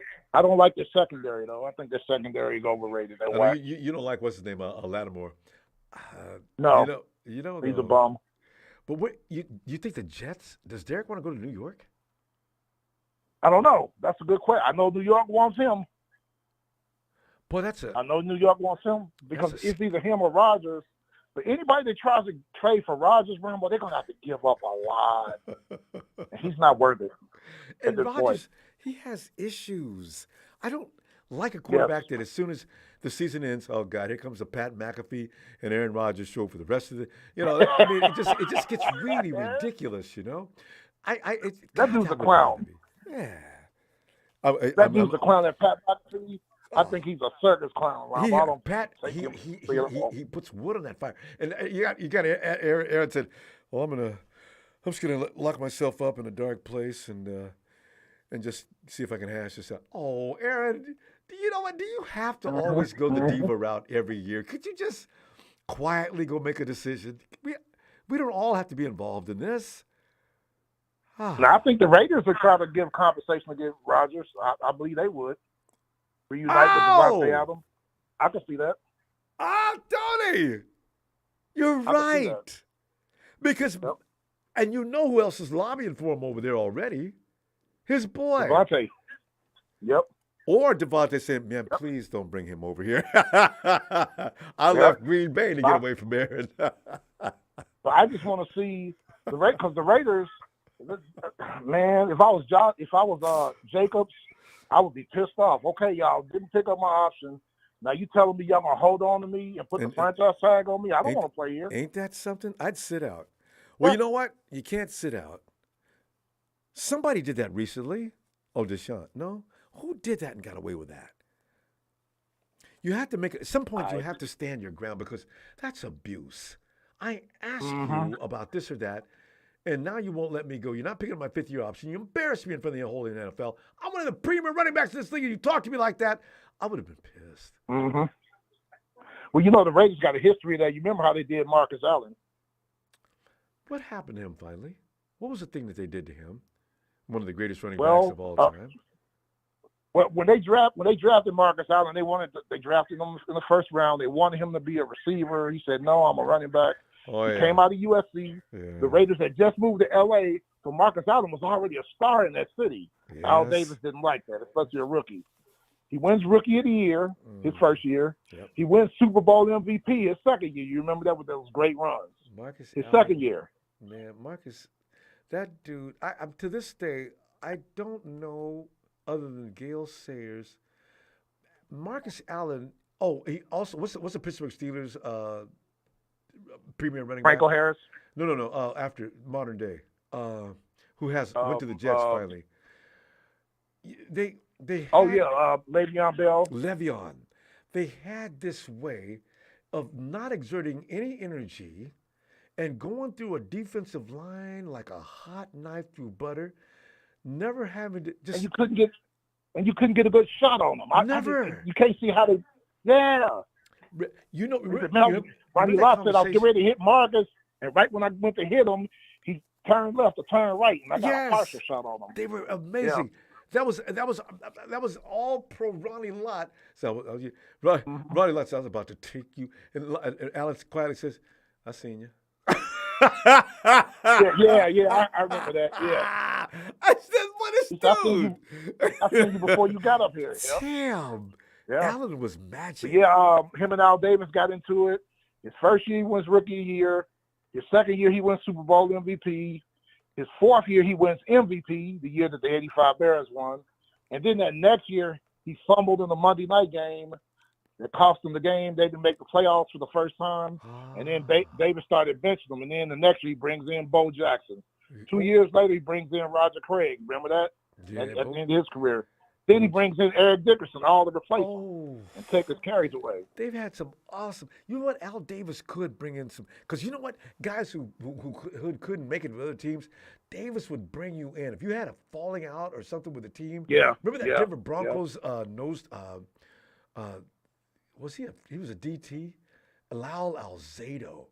Alzado's one of the most feared men in football. And he goes, and Denver lets him go, and he comes over to Raiders. The Raiders had more bad guys over there. When you think about all the bad, like renegade team, they wouldn't play for the Raiders, and they kicked ass. I said, I mean, what's that dude's name? We used to laugh. Say, is he wearing a helmet? Otis Sistrunk. Well, that was a psychopath. Wow, man. Here's a quick story for you. You remember the year Doug Williams we ended up winning the Super Bowl? Remember him and Jay Schrader, they kept back and forth starting. Doug Williams got frustrated, went to Joe Gibbs, said, "Hey man, why don't y'all trade me? I just want to play." Al Davis called the Redskins, and Doug Williams was almost traded to the Raiders that same season. Great man. But then Joe Gibbs decided not to. Davis was amazing for getting people to come over and play for him, man. I mean, what's the guy's name? One trivia question. What's the guy with the stickum all over his hands? I mean, he was like Biletnikoff. No, the defensive back who never Lester Hayes. Lester Hayes. Nobody ever talks about Lester, but he's the reason why they banned stickum in the NFL. We used to use it in high school. And the coach said, "Listen, guys, we're not playing any Raider football here. I want that. You can use it, but just I don't want to see that all over your uniform and everything else." Yeah. No. Reminds me of the day. And Miami, the Raiders. What's Jake Scott? I used to love guys like Jake Scott, Tatum. Oh man, Tatum, all my heroes. Yeah. Oh man. But Ronbo, we got free agency 1 month from tomorrow. Free agents frenzy opens up. So hey, I heard you guys talking about Deron Payne. We want him too. I've been watching. Oh yeah, somebody else mentioned him earlier. Defense tackle.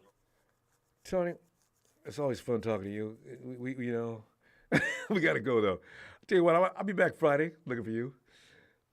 Yeah, we've been firing shots. And Rudy, your ass, go back to West Hollywood. I heard you be on West Hollywood twerking. So, typical Rams fans. Typical Rams fans. With your big booty. You go back and twerk. Ronbo, they won't win 3 games. The Rams won't win 3 games this year. I know, man. You know, you know where to find Rudy. He's on Twitter. He made that mistake. Rudy, don't change your address. I mean, your handle. Good talking to you, sir. Always a pleasure, Tony. I'll talk to you in a minute. We'll be back Friday. I'll see you Friday. All right. I'll see you Friday, sir. Here you go. Take care. Yeah, that's fun. Whew, boy. Tony's become like an enforcer on our side. For all those guys coming in talking trash and disrespecting the rest of the 49er fans, boy, Tony's an ally, ain't he? But fam, I'm gonna go ahead and say, B-Ham again. Hey, B-Ham, are you available? B-Ham's probably sleeping on that big rig, so we'll see him and you as well. Thanks for the contribution tonight, fam. Please subscribe. It's off-season time. It gets more fun here in a minute. We're still suffering from the misery of having failed again, but you know, our reward lies ahead, fam. For all the pain and suffering we did, it's like when the Lord put us on the earth and said, if you can endure that and come out a better person, I'll bring you back up here. Now I'll see what you can do. Remember, I'm judging you on all the decisions you make. Judgment calls count. That's us in a microscope. I mean, we're like here on earth trying to continue to believe. Have faith, fam. Put your hand on your phone or your monitor and say, I believe. Oh, don't stop believing. I know, right? Ronbo, it's time to go eat. Somebody's always suggesting I go eat. I'm going to eat now. All right. Gotta keep believing, fam. Faith. That's why they call us United Faithful. See you Friday, fam. Hit that like, please. Niners!